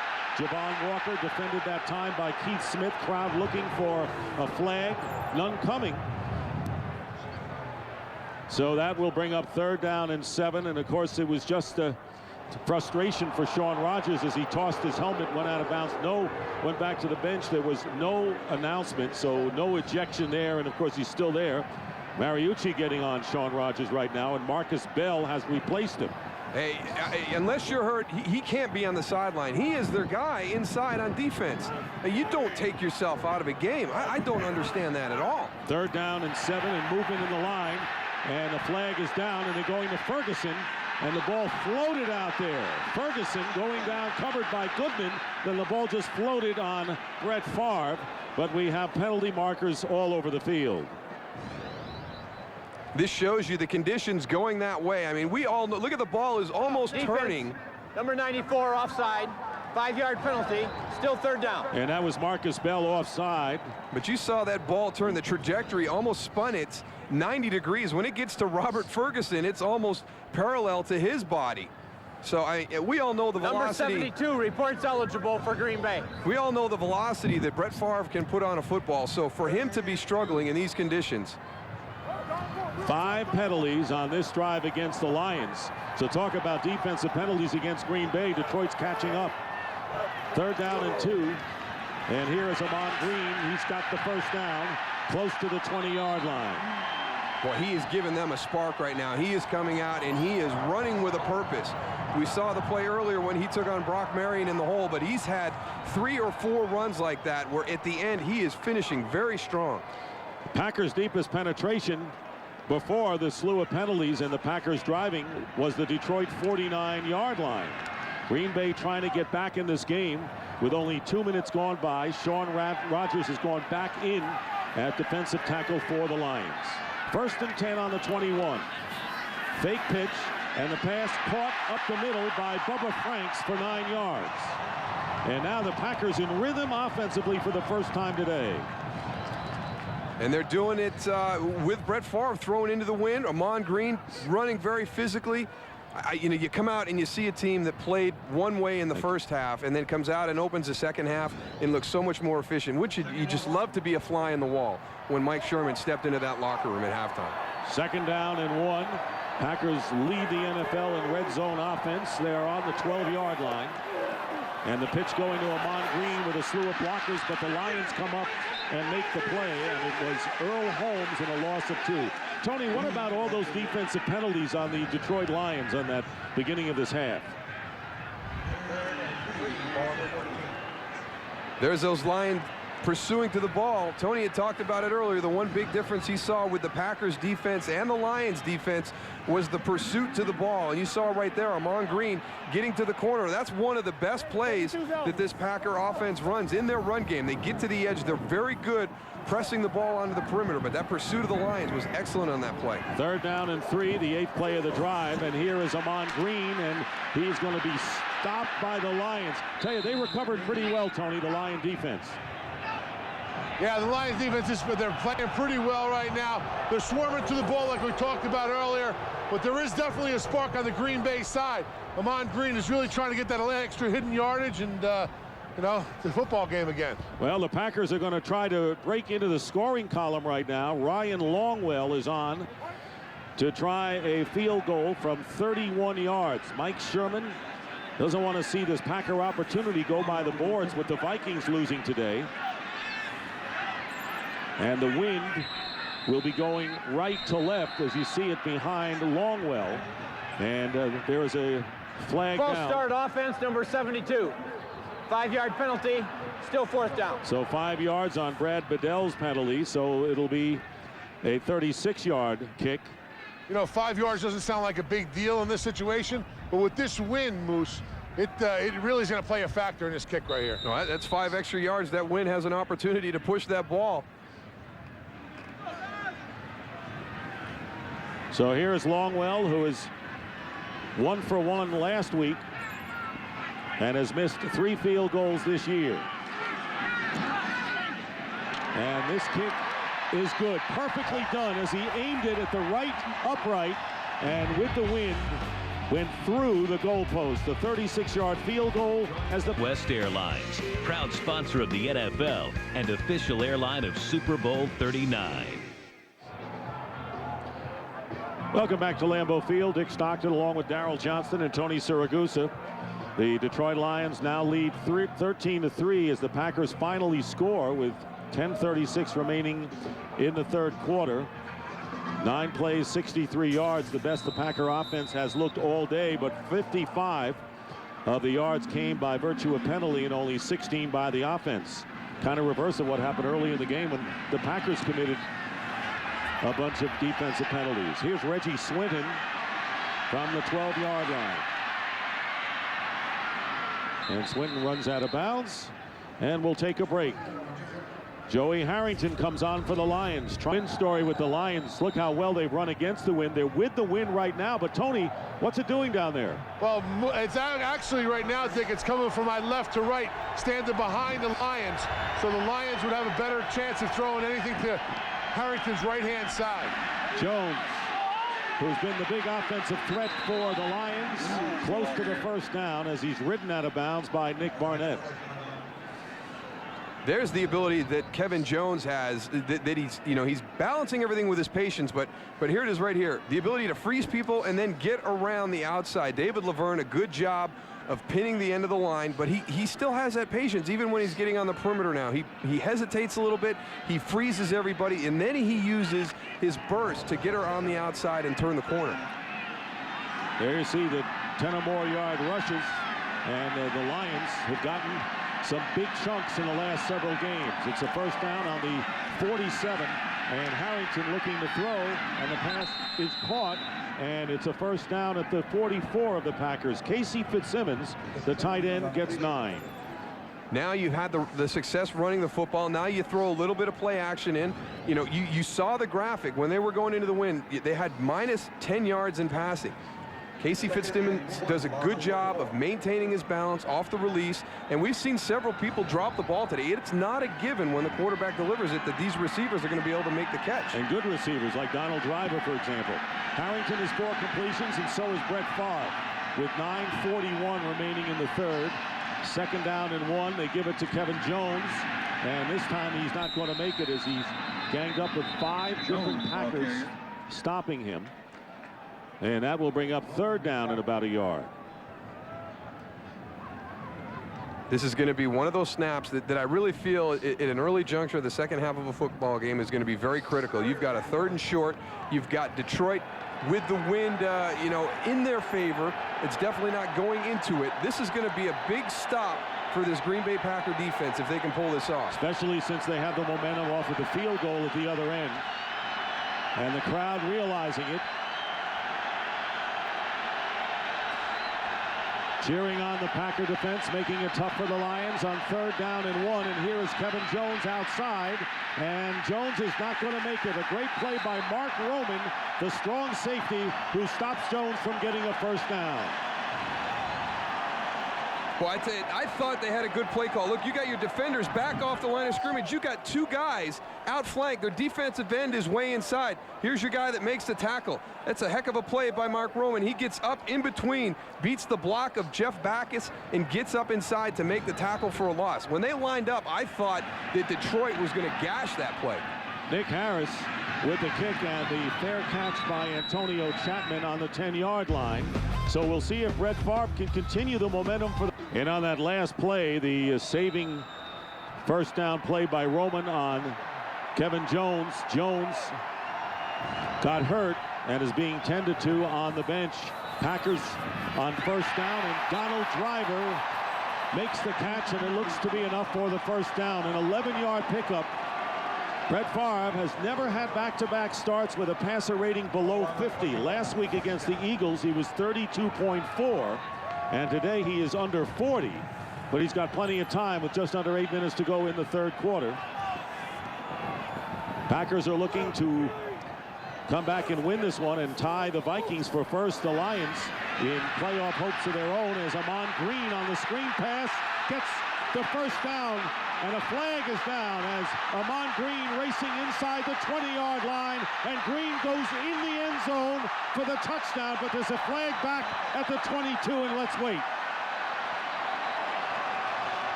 And it's against the Packers. A 79-yard touchdown run will be nullified, apparently. Holding offense number 63. And it's Scott Wells, the rookie penalty. center, Repeat, first down. who replaced Gray Rugemer, is out with a sprained ankle, called for holding, nullifying the 79-yard touchdown run. What a well-executed play. There's number 63 right there in the center of your screen, Scott Wells. He must have had it before. He must have got some jersey to pull him back into him. You see right there? I tell you what, it's another touchy call. I've seen 4 of them today, and that is just a huge one. I mean, I just don't agree. You know, it comes right from there. The official is right in the sideline. He sees him with his hand around it. He was inside the framework. The guy hadn't made separation to leave him where he had it extended. I think that's our 4th touchy call of the day. First down and 18. It's a new stat for us. Touchy calls, and you're absolutely right. Some of them been questionable. And here's Favre on 1st and 18, swings it out to Najee Davenport, and 3 Lions bring him down. And right now, for a game break, let's go to James Brown in Los Angeles. Hey, Dick and Daryl, Brian Griese continuing to play well, hooking up here with a 4-yard strike to Joey Galloway back to the end zone. 12 plays, 68 yards. It is all knotted at 14. Buccaneers still in a wild card hunt. Back to Nick Stockton. Boy, it'd be a huge win for Tampa Bay winning there. Yeah, going cross country all the way out to San Diego from Tampa. Joey Galloway, boy, he's really elevated his play the last 3-4 weeks. Second down and 13, and the play never gets underway. And a whistle. Timeout, Detroit. Before the play, That's and the their Lions first team timeout. call a timeout. They're back here at Lambeau Field. The Lions calling a timeout on the defensive side. Second down and 13. Tony Fisher, the pass receiving back, and they give it to Fisher, who runs up the middle and gets a good chunk of those yards back as he gets out to the 26, picking up 7. Kalimba Edwards making the tackle. Packers have had trouble holding onto the ball. The weather a big factor of that. Yeah, we saw the graphic. Brett Favre never having back-to-back games with a passer rating under 50, and this is one of the reasons. I mean, these conditions are very difficult to play in. For him to throw, and then also for the receivers to catch the ball, even if the ball gets there, it doesn't mean it's an easy catch. It's just so cold. You lose that tackiness on your hands or gloves. And there's moving, and Brett Favre saw a free play there and tried to get it off in a hurry. Sean Rogers came through the line. He saw Rogers was guilty of unabated to the quarterback, and the play had to start it, and was hoping to get something going, maybe to crash something for a run.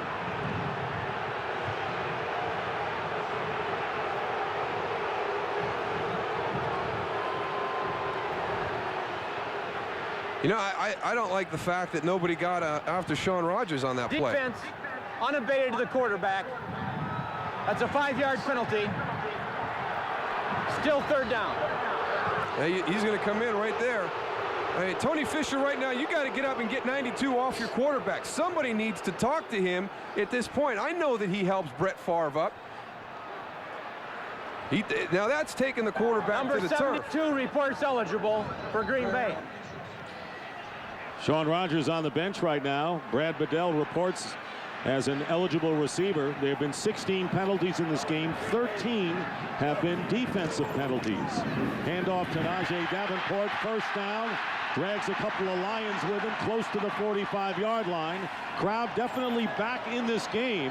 And with 6 minutes to go in the third, the Packers continue their momentum. 9 yards for Najee Davenport. That was a nice series of play calls after that holding penalty that brought back the touchdown by Ahman Green, got him into a second and long situation. I really liked the play calling, getting back, and then I don't know if it was Brett Favre's hard count or just Sean Rogers jumping off sides, but another critical defensive penalty. He may be in the doghouse right now for Mariucci, and there is Brett Favre on a play fake, and the pass caught, flag down, and the reception to the 48-yard line of the Lions. Donald Driver making a very tough catch considering everything, including the wind. But there's another penalty to report here. Holding defense, number 35. Penalty is declined. First down. So Andre Goodman on the hold. 14-yard penalty, first down. This is how tough it is to throw the ball. Watch, I mean, Brett is putting everything into these throws right there. And you can still see that ball wobbling as it gets to Donald Driver. First down now on the Lions 47. And the handoff is to Tony Fisher. And Fisher bangs off a couple of defenders. And this is where the Lions tackling problems coming up big here. They have had problems finishing games, and we're not near the end, but right now the Packers are on a roll. 13 yards on the play and a first down to the 34 of the Lions. Yeah, and these tackling problems are being caused by a great trio of running backs. When you have the ability to throw Ahman Green, Najee Davenport, and Tony Fisher at you and keep those guys all fresh and rested, it's going to be very difficult as this game wears on. These guys, all three of those guys finish their runs, and we've seen it already here in the third quarter. This will be a play fake, and Brett Favre flips it, and it's caught by Bubba Franks. And Franks is tackled, so they got a few yards and about 4 or so short of the first down. Dante Curry, the linebacker for the Lions, making the stop as we get close to 4 minutes remaining. And now you see the spirit in Brett Favre that we didn't see, as Tony reported, in the first half. Yeah, talking to George Karavalis, the coach with the Detroit Lions secondary coach. He one of the things, and I don't think everybody talks about the physical abilities that Brett Favre has, but I liked what he said when he talked about the competitive spirit. He said he get caught up watching him every once in a while. He is just such a fierce competitor. And here is Najee Davenport on the run. He'll get the first down. So now you're seeing the second effort by the Packers, and if the Lions want to hold on and score a big upset and maybe win one of their biggest games of the season, they're going to have to shut it down and get back into this game, because the crowd is with the Packers and the pack is moving. Ahman Green back into the lineup. It'll be a first down for Green Bay on the Detroit 23. I thought I saw a little grin by Brett. It could be... Yep, he's back in it. He's breaking out right now. You're absolutely right, Tony. And, of course, in this kind of climate, he's never lost. Here is Favre. Favre going for Driver. And the pass is caught for the touchdown. What a catch and what a throw.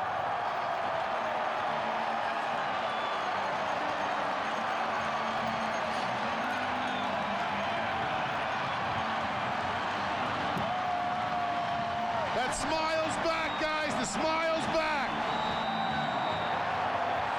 23 yards for the touchdown, and a Lion is shaken up in the end zone, but what a beauty this was. Yeah, Bracey Walker's down in the end zone, but look at this throw between two defenders in these conditions. That's absolutely phenomenal. But to me, the great throw and everything, but the thing that impresses me most, the first guy to Donald Driver on that play was Brett Favre. He loves to play the game. We talked about it about his competitive nature. I mean, it's got to be draining for him, because he has got to be the guy that generates the spark. And, he had some help on that drive with Najee Davenport and Tony Fisher and Ahman Green doing something in the running game. But, I love to watch his reaction. I thought it was awesome that he was the first guy to Donald Driver after he scored the touchdown. And that's what we're used to seeing in Lambeau Field, as Brett Favre raced to the end zone. And here is Ryan Longwell with the extra point. It's good. And it's now 13-10. So Donald Driver, who caught 2 touchdown passes. Donald Driver going to the end zone for the Lambeau Leap. Oh, there's a Detroit Lion fan right my way. Let me slide over here to my left a little bit. What's that guy doing down there in the front row? How did he get those seats? I don't know, but they've been heckling him ever since, Darryl. I'm standing right there. They're heckling the heck out of that guy. They're telling him to move.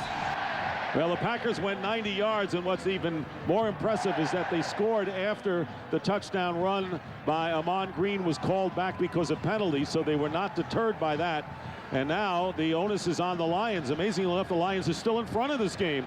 With all the crowd and all the Packer momentum, it is still Detroit 13 and Green Bay 10, as Donald Driver catches the touchdown pass 23 yards.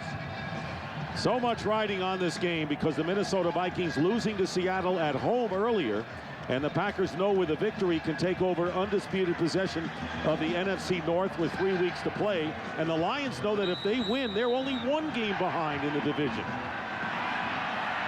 And already in playoff contention, Reggie Swinton.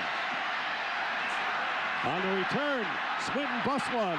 And a flag is down, and the tackle made by Bao Zhu, preventing perhaps another 25 yards. That was a 35-yard return, pending the call. Holding during the return, number 58. 10-yard penalty, first down, Detroit. And a penalty call, and that will set this February television's biggest event returns to Fox with a full day of coverage, beginning with a star-studded pregame spectacular. Then the game's best teams meet to crown a champion, plus a live halftime performance by Paul McCartney. Super Bowl 39 this February in high definition, only on Fox. There's the wind, there's Old Glory, there's the snow, and there's the Packer crowd. As loud as it can be. First down for the Lions on the 28. Kevin Jones is all right, back in the lineup for Detroit, and Harrington in trouble. I tell you, Brett Favre and the offense have just absolutely jump-started this whole stadium. Their play throughout this quarter, I mean, they have dominated the entire third quarter up until this point. The Green Bay Packer offense. I'm telling you, I can barely hear you guys, you know, up there in the booth. The noise level gets so loud when Joey Harrington comes out, like right now. Jackson and Bajabiamila got Harrington, who did gain 1 yard on the play. It is 2nd down and 9. And Harrington under pressure again. Tucks it in, and Nick Barnett makes the tackle after a pickup of 4, so it'll be 3rd down and 5.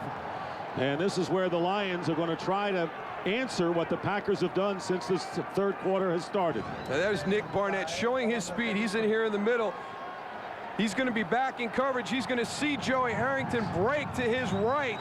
You see, he's coming from all the way over there. That's great makeup speed to be able to get across, chase him down, and really hold him to a short gain.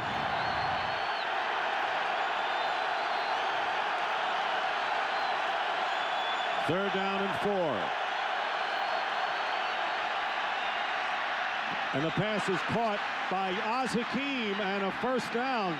So the Packers with a couple of big plays defensively, and then Oz Hakeem gets free and roams 18 yards for the first down in Green Bay territory. When you get all this pressure coming up in the middle, you know you're going to get man coverage. You want to run crossing routes.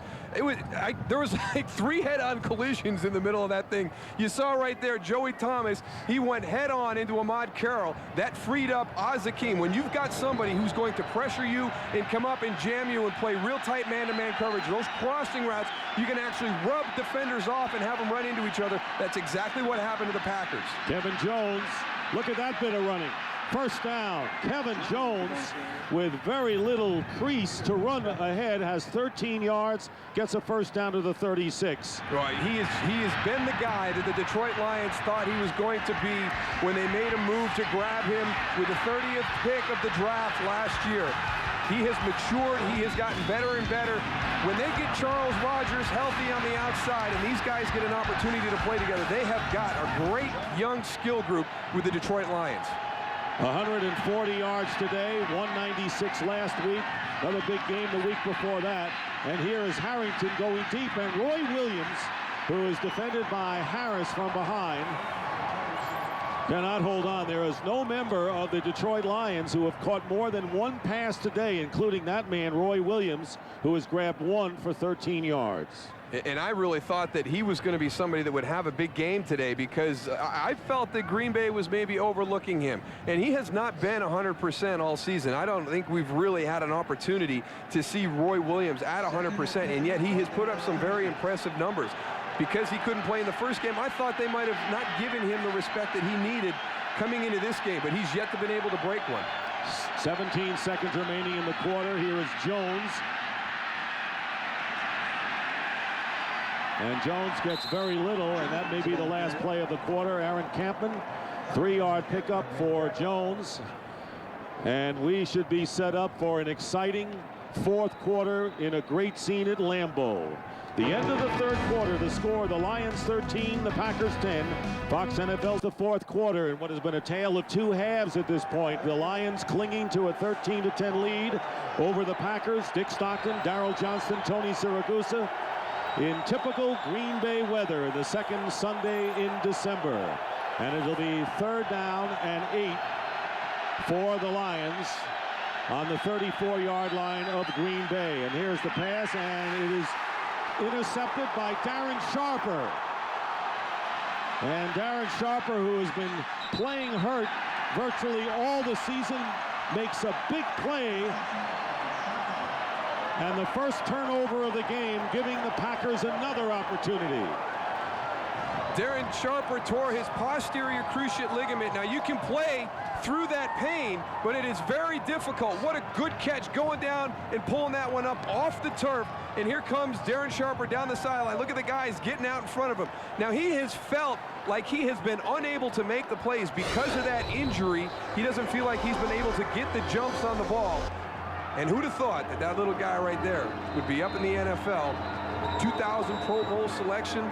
You see what he's done, 5th on the Packers all-time list for interceptions, but he has been their playmaker in the secondary. And we've talked about that Green Bay defense maybe not coming together and playing as a group as solidly. And I think when you talk about Darren Sharper as the leader and him not being able to feel comfortable making those plays, you know, I think that that's a big loss with his leadership and his productivity. Detroit is challenging the ruling on the field of the interception. They feel that it is incomplete. We'll review the play.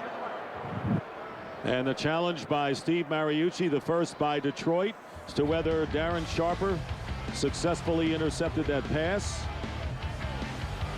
We'll take another look, as the officials will, when we come back.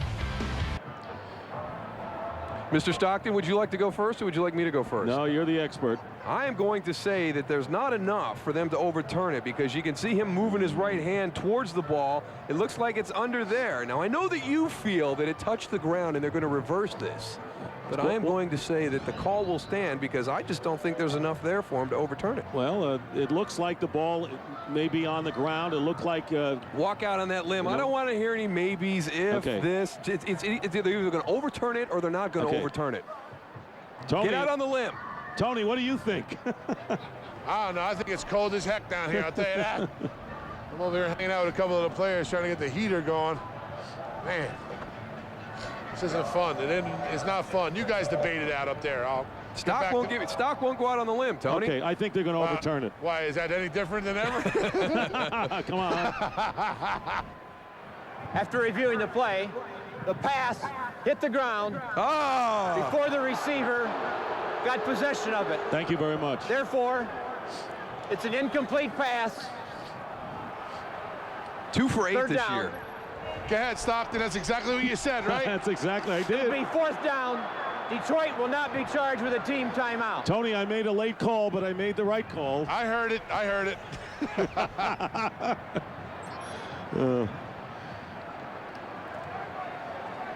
I owe Bob $1 too. Bob agreed with you. Bob Stenner, our producer, who actually said it first. And it was a close call. And your point that there wasn't enough evidence had a lot of weight on that. There's no question about it. But I'm imagining all the fans in Detroit watching this game saying, come on, it's on the ground. There's no way. Yeah, but we've seen some in the past where it seems like it's pretty obvious that the play's been there and they've come back and, well, we just don't see enough there. Well, that was big, because Chapman will go back and Nick Harris will punt on 4th down with seconds gone by here in this fourth quarter. Lion victory will bring them to 6-7, 1 game behind Minnesota and Green Bay. Packers would drop to 7-6. Packers, a victory would give them undisputed possession of the division lead. Trying to keep it in play. The Lions want to down it, and they will at the 1. What a very ugly but very effective punt. That was beautiful. Scotty Vines. Looks like one of Stockton's drives in a golf course. It's called gang up time, Tony. Watch it. Well, Steve Mariucci, the Packer quarterback coach, and There you see Mariucci asking Brett Favre, who you can see Favre. Crew cut is a tribute to his wife, Deanna, who began chemotherapy 3 weeks ago, battling breast cancer. Everyone is aware of it and rooting for Deanna, and Brett Favre, in a tribute to her, cut his hair short this week. First down on the 1-yard line for Favre and the Packers out of the end zone, and the pass caught by Javon Walker at about the 5. I think that's the other thing that people don't realize. You know, Brett Favre and the competitive nature and everything he has done and what's expected of him as the leader of this team, and to be able to do all that over the last year with everything that's happened in his life personally is just absolutely amazing how he's been able to maintain his focus and deal with the situations away from the facility here in Green Bay and come back into work all the time and be positive and be upbeat. It's just it's unbelievable what this guy has done. And the time he spends with the media, talking to us, talking to anyone who really wants to have an interview with him, giving him that respect and time. 2nd and 6, Ahman Green. And it'll be 3rd and short coming up as Green is tackled at the 9-yard line after picking up 4 yards on the play. Green has 55 yards on 15 carries, averaging a little more than 3.5 yards. His longest run was 8 yards. Had a 79-yard touchdown run called back. Well, Brett Favre, master of the fourth quarter comebacks, and the Packers do their best scoring in the fourth quarter. They have 3rd down and 2 on the 9. And the delay handoff to Green, runs into his own man and is stopped back at the 5. Teddy Lehman, the rookie from Oklahoma, who had an interception last week, his first career pick, with a big play, and the Packers will have to punt deep in their own end. Yeah, but watch all the penetration they get right here. That's where the play is made. Now, Teddy Lehman's in the middle. He's going to be the guy that cleans it up. But it's the guys on the other side, just James Hall, just stuffing everything up, everybody maintaining their gaps, and then Teddy Lehman's able to come in and clean it all up for him. Great push by the Lion defensive line. So Barker will be kicking from about 5 or 6 yards in the Packer end zone, but he's got the wind at his back, and he gets off a brilliant kick inside the 30, and that's where it'll be down by Green Bay. That was a sensational punt by Brian Barker, 63 yards, and he deserves the kudos. And welcome back to Lambeau on a cold, windy, somewhat snowy day, but these fans know how to dress for this weather. They should have taught Tony. How you doing, big man? He's got that hat on. Yeah, I'm doing all right. I'm over here near one of the heaters, just seeing if it's working. There you are. Oh, no. First down for the Lions on the 27. Joey Harrington has completed 5 of 16 for 47 yards. Lions by 3, and the play is blown dead. False start offense, number 30. 5-yard penalty, still first down. The fullback. What is that supposed to mean? No, you're in charge. You're in charge of Dick, fullbacks. You're in charge of fullbacks out here. Well, if the right guard jumps, you don't look at me and go right guard. No, I don't, but you're a fullback, and I look at you. That's totally uncalled for. No, you know. And ever since you made that call on the challenge, you've gotten awful brazen, Mr. Stockton. I got your back, Stockton. Thank you. Schlesinger is out of the game. All I got to do is stay away from the heater, and I don't got to worry about you, Tony. First down and 15. In motion, Ty Streets, but Harrington goes the other way and not even close to Roy Williams. And it'll be 2nd and 15. Harrington, who had most of his touchdown passes thrown in the early part of the season, had a possible interception overruled by the challenge last time around, and the Lions' young quarterback trying to hold on to a slim lead. What would be a huge upset here. 2nd down and 15 with plenty of time remaining, and the Packers want a timeout. So Green Bay with its first timeout. The Lions have also. Fox NFL Sunday is brought to you by Bud Light. Fresh, smooth, real. It's all here.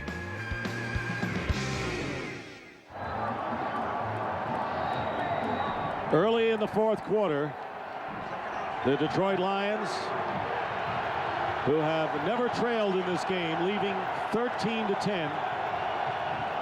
I recognize that guy. 2nd down and 15 Handoff is to Sean Bryson. And Kabir Bajabiamila tackled.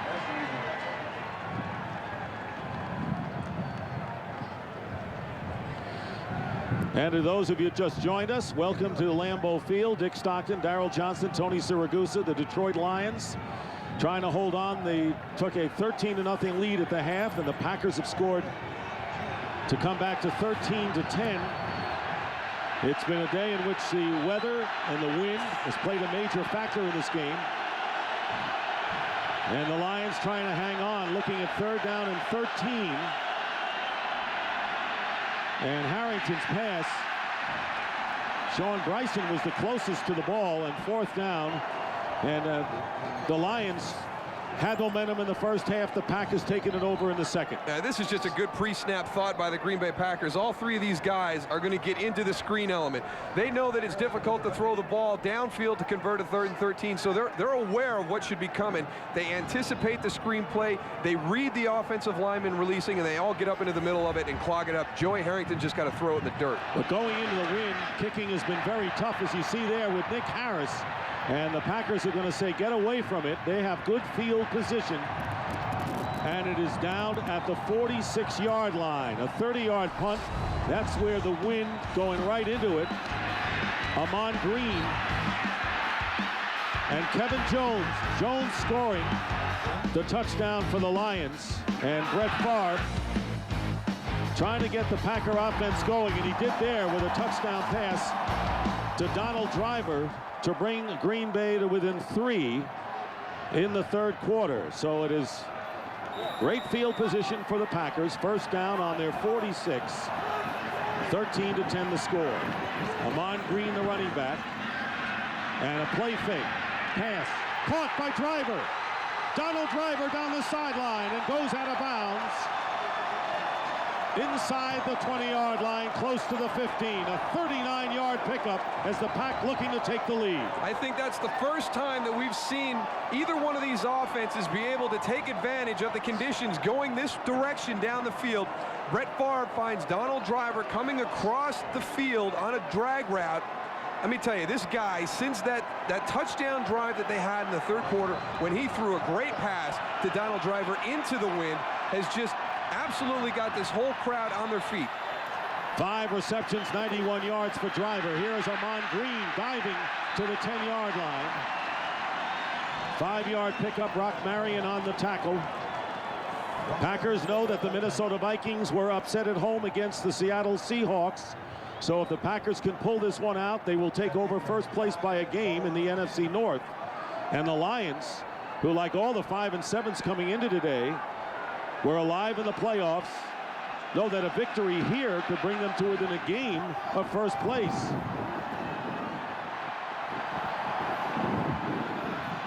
Second down and 5. Play action. Favre. Incomplete to Bubba Franks. To bring up 3rd down, and Favre saying, I almost had it there. Yeah, but we have seen that several times today. You know, just because the ball is being able to be delivered to the receivers, and here's Bubba Franks, your tight end. You know, I don't know what kind of coverage Andre Goodman is playing on there, because he does not have any help to the inside, and he's playing with outside leverage. But we have seen this where guys just haven't been able to get a hold of that football in this cold weather. And normally, if this weather were calm, that would be an easy touchdown. 3rd down and 5. Lions trying to hold the Packers to a field goal attempt. And this pass is going to be incomplete through Chapman. So 4th down, and coming on the field will be Ryan Longwell to try to tie the game. It shows you how important every snap is. You made the point. I mean, Bubba Franks is their go-to guy in the red zone. He makes that catch 9 out of 10 times. That may be the only time he doesn't make that catch. So all kicks now have been tenuous. Jason Hanson has 2 field goals today, and Ryan Longwell, who kicked his 200th career field goal the last time. This will be from 28 yards out. And we've seen they need to start it over in this direction to get it to come back. And he does, and the kick comes back to tie it up at 13. He had the fade going that time. 10:46 remaining. So the Packers have come back to tie this game at 13. Plenty of time remaining in this fourth quarter. The Detroit Lions coming in having lost 13 consecutive road games to the Packers, 3 in Milwaukee, and the rest at Lambeau Field, including a playoff, haven't won since 1991. In fact, the Lions broke a 24-game road losing streak when they defeated the Chicago Bears in the opening game of the season. Packers under Mike Sherman have been tremendous in December and January. 17-3 under Mike Sherman, 10-0 here at Lambeau. Ryan Longwell kicking off, with the wind being a factor, and returning is Reggie Swinton. Swinton with a good return brings it out short of the 40-yard line. Well, tonight on Fox, why would Homer build a nuclear bomb? Find out on an all-new Simpsons. Then on an all-new Arrested Development, nuclear weapons are found, and all evidence leads to a brilliant mastermind. And it's an all-new My Big Fat Obnoxious Boss. It all starts with an all-new Malcolm Next, except on the West Coast. Nick Rogers is shaken up. And right now, while we have a moment, let's go to James Brown for an update. JB. Hey, fellas, take a look at this. Donnie Edwards has Brian Griese's number, Dick. Second time today, he's picked it off right here. He returns it 30 yards to pay dirt.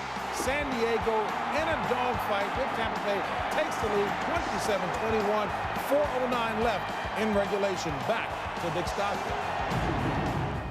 How about the San Diego Chargers this year? No one thought they were going to be anything but maybe cellar dwellers in the West. Absolutely, and just think what happens. You know, if you know, Phillip Rivers comes into camp on time and doesn't hold out, and they get in, you know, does Drew Brees ever even get to take the field to have the type of season that he's had? Does San Diego even have that season? You think Eli Manning's mad?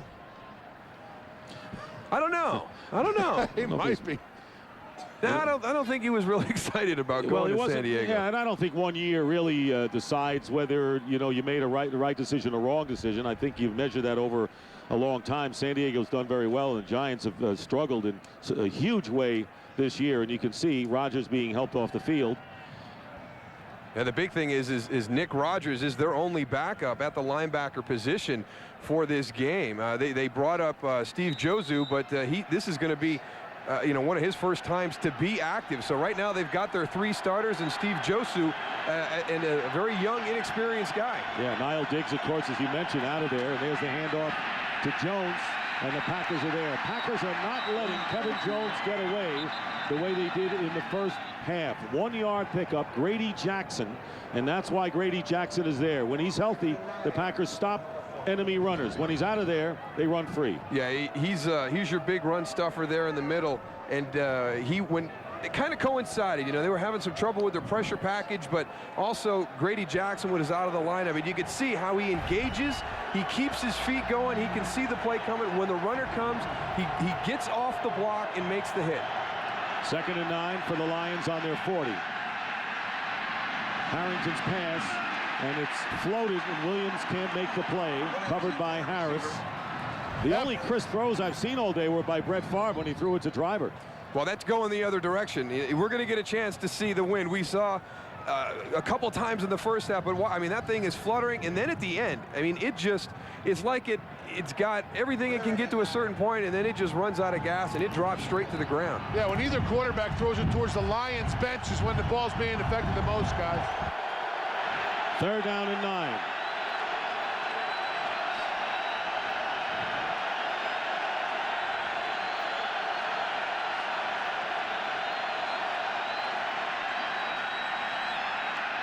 Harrington's pass, and it's dropped. Oz Hakeem couldn't get his hands on it, so it's 4th down, and pressure that time by Cullen Jenkins, who came in for Cledius Hunt earlier. Cullen Jenkins has had a solid game this afternoon. To go back and take another look at that play to the outside, you can see there's the Lions bench that Tony's talking about, how that thing kind of drops off right at the end going into the wind. The wind is kind of coming across the field now. It's shifted since the beginning of the game. That was like a knuckleball before you talked about the slider from the center snap. Here is Nick Harris's kick, and the fair catch called for by Antonio Chapman, and you can't take for granted fair catches either in this game. Packers with a tie game in the ball, and we want to remind you for updated NFL stats, check out why FoxSports.com on MSN has become the 3rd most popular site on the World Wide Web. Log on now and see for yourself what the excitement is all about.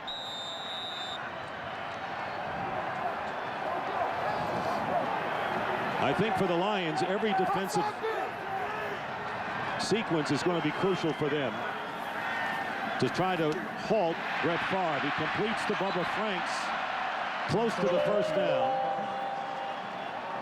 We just saw the Detroit Lions coming the other way. I really think that you're kind of forced into being one-dimensional as an offense, going in that direction. We've seen Brett Favre and Joey Harrington try and execute the passing game. It's been very difficult. Coming the direction the Packers are coming right now, you've got more of an opportunity to keep the balance in your offense. We saw the big throw to Donald Driver on the last series. This is the direction where you can still be effective in the passing game. Ahman Green effective in the passing game, has a first down to the 37, tackled by Teddy Lehman. So Brett Favre using clock and trying to move the ball down the field, got off to a slow start. Had more completions on the first drive for the Packers in the 3rd quarter than he did in the entire first half. And there's the man calling the plays.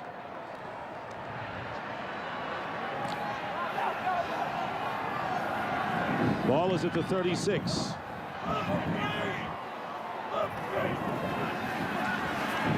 Favre flings it to Green, and a great play made by Shaun Rogers there. Rogers has been in and out of the lineup on the defensive line today, makes a good play there. And that shows you the athleticism and the potential that Shaun Rogers has. I mean, he's not just a big up the field penetrating defensive tackle. He's very intelligent. He can move up and down the line of scrimmage, and he's smart. You know, he's going to get up, he's going to get engaged. Now he reads that screen and he's going out, and he does it, and he has the quickness and agility to be able to get out and get him on Green tackle. He really does do a great job of having a pre-read snap, or a pre-snap read. Let me reverse that a little bit, guys. And he plays by instinct. He says, I just go after the guy with the ball. And a flag down. False start offense, number 30. 5-yard penalty, still 2nd down. Green, 5-yard flag.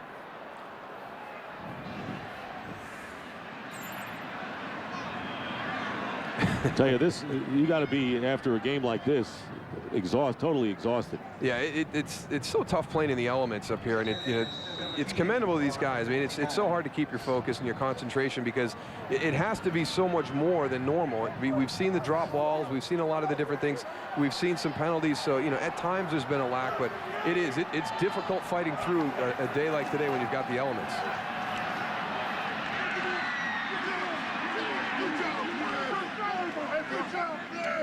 Rodgers going off the field, and Brett Favre completes the pass to Ahman Green for a 3-yard pickup, bringing up 3rd and long. Carolina Panthers win today. A lot of the 5 and 7 teams, most of them have gone down to defeat so far, but not the Panthers, who beat the St. Louis Rams to go to 6 and 7. Here at Lambeau Field, the Lions and the Packers are tied, and they flip to Tony Fisher. And Fisher, with a lot of yards to go, is tackled from behind at the 42-yard line, bringing up 4th down. And it was Marcus Bell who made the tackle, and the Packers have to kick it away. Now watch how long Brett Favre holds the ball before he flips it out to Tony Fisher on the screen. He's looking all the way to the right at the last second, flips it out there. All his guys out in front, they all miss. They all whiffed. He had 3 offensive linemen out front. All 3 of them missed their blocks. They left Tony Fisher out there on his own to try and make that first down. It looked good there for a minute, yeah, Moose, but like they didn't block nobody. It looked like it was going to be a great play. Brian Barker with the wind at his back, kicking away, and Reggie Swinton is going to let it bounce. And the Packers are going to down it at around the 10-yard line. Lions led it 13-0 at the half, and the Packers have come back to tie it here in the second. 13-13, Dick Stockton, Darryl Johnston, Tony Siragusa with so much at stake. Next week on a Fox NFL Saturday special, the Washington Redskins will be in San Francisco to take on the 49ers. Coverage begins Saturday at 4:30 p.m. Eastern, 1:30 Pacific here on Fox, presented in Fox Sports High Definition.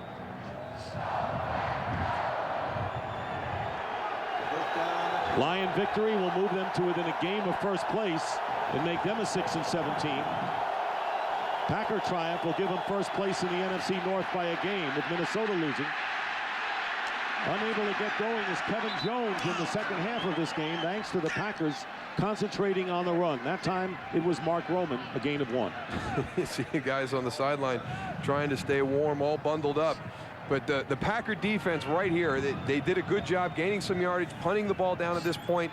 If they can hold Detroit right here to a 3-and-out, we have seen some really difficult conditions to punt the ball going in this direction.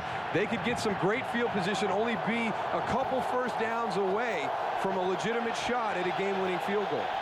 2nd down and 9. Kevin Jones again, and this time getting within 3 yards of a first down. Grady Jackson making the tackle here. Tell you what, the Green Bay is like knocking on the door. They're pushing it, and threatening to take a lead, and all they have to do is take a lead at the end to come out of this ahead. It's been a long uphill climb for them. This has been very reminiscent to the Green Bay Houston Texans game, when they were behind pretty much the whole time and then were able to steal that game from the Texans right at the end. Just like that, they won on a field goal by Ryan Longwell. It'll be 3rd down and 3 at the 17. And they're going to run the ball, and it's Jones outside. He'll get the first down. Tough running as Joey Thomas makes the tackle, and it was Michael Hawthorne who had a shot at him, and a big first down for the Lions. Well, you got to know what's going on. Here's Michael Hawthorne. He's out there on the outside. He bites so hard to the inside. Don't know what he was chasing at down inside. He's got outside contained responsibility. If he does his job, he's going to be in position to possibly stop that from being a first down. But he chased everything down hard inside. Kevin Jones, 36 yards in the second half after a big 118 in the first 2 quarters, and a first down. And Jones runs for a couple of yards, and right now for a game break, let's go to James Brown in Los Angeles. Hey, Dick, the ageless wonder, Emmitt Smith, with his 9th rushing touchdown. Dick, look at the footwork here as he takes it across. Arizona had trailed 21-0 late in the second. They are now trailing by just 3 with 2 minutes left in that contest in regulation. Back to Dick Stockton. How about your old teammate? It's amazing. I'm so happy to see him having the season he did after last year, going out to Arizona. A lot of people thinking he should have retired. Has a tough year. Great to see him bounce back with a very productive season this year. Unable to hold on is Corey Schlesinger, covered by Barnett, and that will bring up 3rd down and 8 for the Lions. And the point you just made, Darrell, is that as long as the Packers keep them down in that end, they could get very good field position with the wind at their backs as the clock down to 3:37 remaining. Each team has 2 timeouts remaining as you look at how the turf has been dug up today.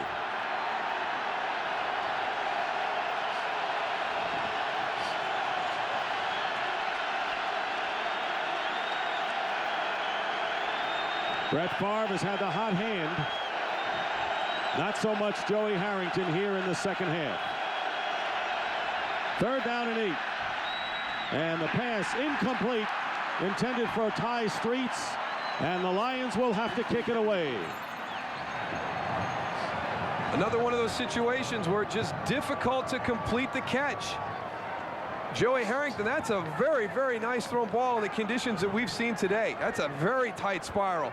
In between a lot of defenders, he hits Ty Streets right in stride, right up in the chest area. Ty Streets has got to make that catch. Now, Nick Harris did a good job last time punting this direction. It's the first good punt I have seen all afternoon going this way. We'll see if he can do it again.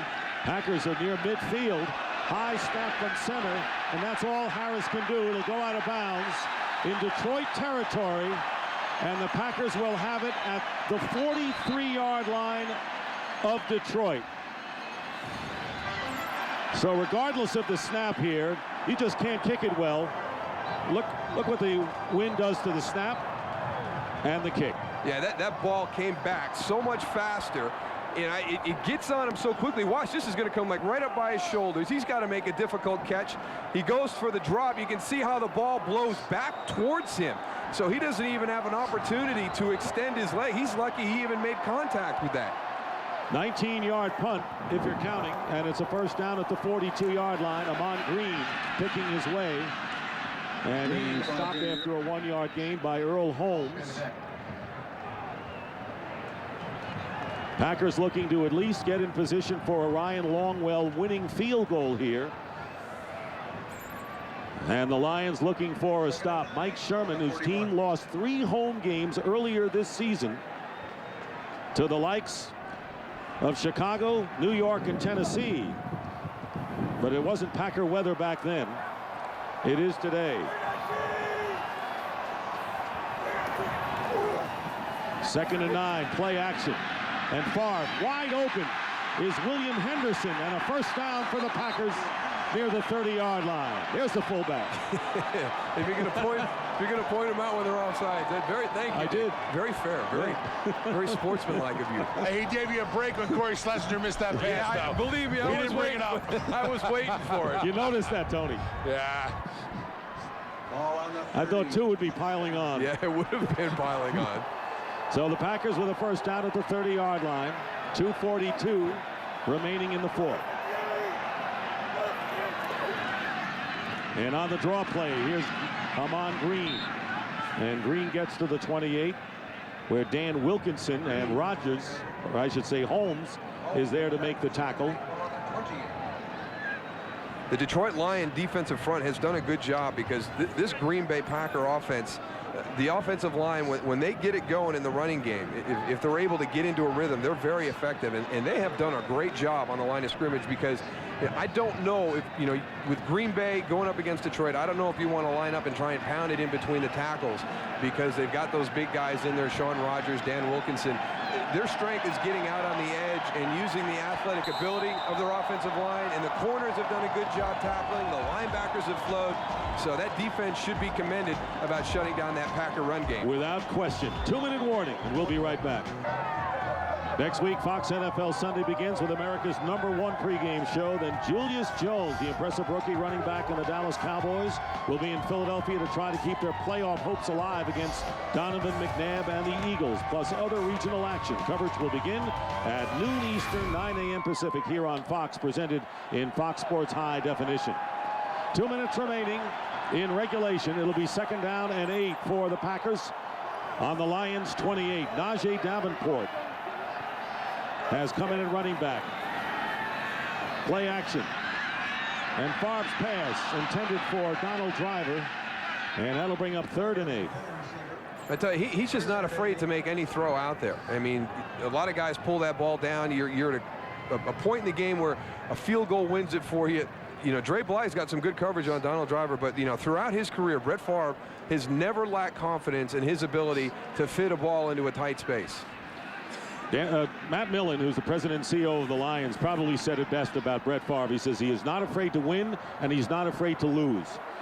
He makes his decision. He tries to execute it the best way possible, and whatever happens, happens. He can live with it and line up to play another day. 3rd down and 8. And this pass caught by Javon Walker, and a first down inside the 20. A big catch by Walker. And it's first down for Green Bay. It's just amazing the way they have played in the second half.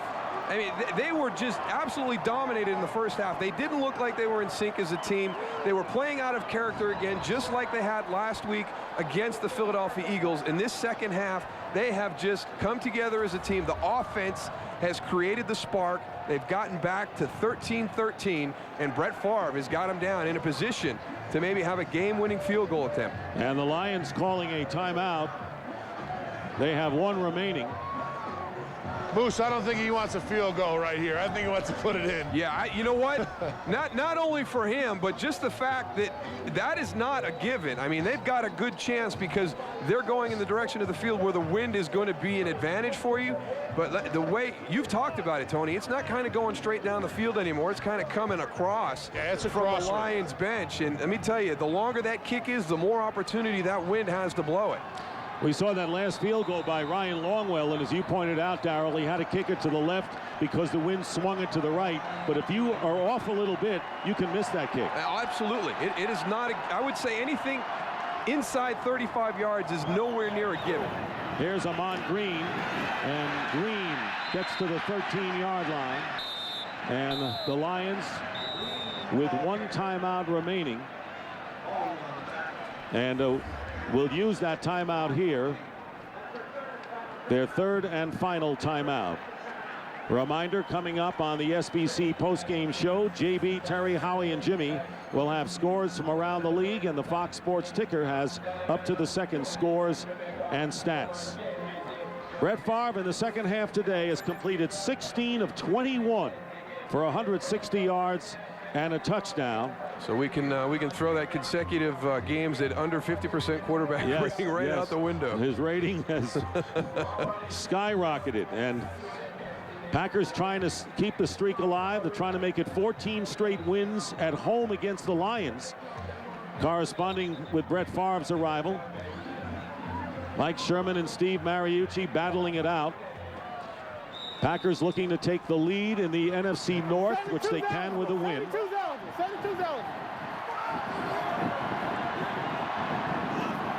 And the Lions are hoping to keep the Packers off the scoreboard the rest of the way. Here's Green, and not much there.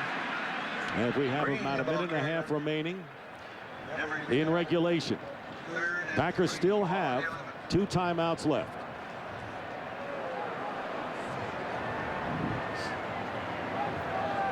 We showed you Darren Sharper as a youngster before. Even younger than Darren was in his football gear was Brett Favre. The thing that impresses me there, that, you know, the 3-time MVP, 8-time Pro Bowler, second all-time in the NFL history in TD passes, but the 202 consecutive starts, to me, more than anything, especially what he's played through during the course of that streak. 3rd down and 3, and the first down by Ahman Green, getting to the 6-yard line. And that is the mark of a winning team, to be able to pull it out when you need it. And that's what Green and Favre have done in company here in the second half. And there's our final big-time contributor from the Green Bay Packers, Ahman Green. He looks like he's ready to play even back there. Good stance. Very good stance. He must have had a good coach when he was there. Down to 20 seconds remaining in regulation. And handoff is to Green. And Green is pushed back at the 5-yard line. And the Packers may be getting ready to call the timeout and set up the winning field goal. And it's 5 seconds remaining. And onto the field comes Ryan Longwell to try to win it right here. They should have done a little better job of centering the ball in the middle of the field, guys, now. Well, he's got to kick it off to the left anyways. I'd rather come across the body than if you get it on that on the other hash, it's going to be different. But the Packers with an opportunity right here to kick a game-winning field goal. Let's go back and take a look at some of the plays that maybe not show up in the box score. Keith Smith right there, an opportunity at half to put the Lions up 20-0. The Packer defense with a critical stop. Sean Rogers, an offside penalty right there, but more the hit on Brett Favre that kind of jump-started everything. That led to the Donald Driver touchdown, and then Nick Harris gets off a 19-yard punt that led the Packers where they started this drive from. Now we're down to Ryan Longwell with this field goal here to win the game. 23 yards. And the kick is good. 2 seconds still remain. And the Packers leading for the first time today, 16-13. Trailing 13-0 at the half, scoring 16 unanswered points in the second half. Number 42, offside on the extra point, or on the field goal. Field goal is good. The 5 yards will be assessed on the kickoff. And the clock will start as soon as one of the Lions touches the ball, as the Packers set it up perfectly. They had the wind at their backs, pretty much so, not totally, going into this fourth quarter. And they kept the Lions at bay and had good field position. And you talked about the punts because of the wind. Every punter had problems from that area. Yeah, it was an adventure kicking the direction that Nick Harris had to kick on that last punt. You saw the difficulty in just the snap, how quickly it got on him, his drop, how the wind affected the drop and blew the ball back in towards his kicking leg. You know, that was the emphasis for the Green Bay defense at that time. Get a stop with enough time on the clock, force him to kick from the backed up part of the field. Green Bay does a great job. They get the ball. You've still got to execute. They go down the field. A couple of big pass plays from Brett Favre to his wide receivers. Ahman Green, some tough running. And, you know, to me, this is very reminiscent of how they beat the Houston Texans. You know, maybe a game that they shouldn't have won. They did it again today. But they have got to do a job of taking advantage of this situation and correcting some of the things. That first half by the defense was very undisciplined, very unpacker-like, and I'm sure that they got the message from Mike Sherman, because when they came out in the second half, a much different defensive performance. Lions outplayed the Packers in the first half. The Packers didn't seem to want it as much, but they woke up in time. They play the Minnesota Vikings, do the Lions next week in Chicago, and they have a long hill to climb. They're going to be 5-8 with a lot of teams, and maybe Carolina the only team that broke through today of that group. Meanwhile, the Packers with games against the Jacksonville Jaguars here at Lambeau Field and road games at Minnesota. That'll be the big one on Christmas Eve on Fox, and at Chicago. So Ryan Longwell, perhaps his third game-winning field goal of the year, and you mentioned the Houston game, and that was the last one, 7th of his career. And now we'll kick off. So the streak apparently will continue as the Lions headed for their 14th consecutive loss in a row on the road against the Packers, and the game is over. So the Packers have taken over first place in the NFC North, one game over Minnesota. Detroit and Chicago are 5-8 in that position. And a great rally by the Packers and Brett Favre, who came alive, and Steve Mariucci, his former quarterbacks coach, greet him. A tough loss for the Lions. Longwell won it. So that's the story here. And final score 16-13. Right now, let's go to the finish of the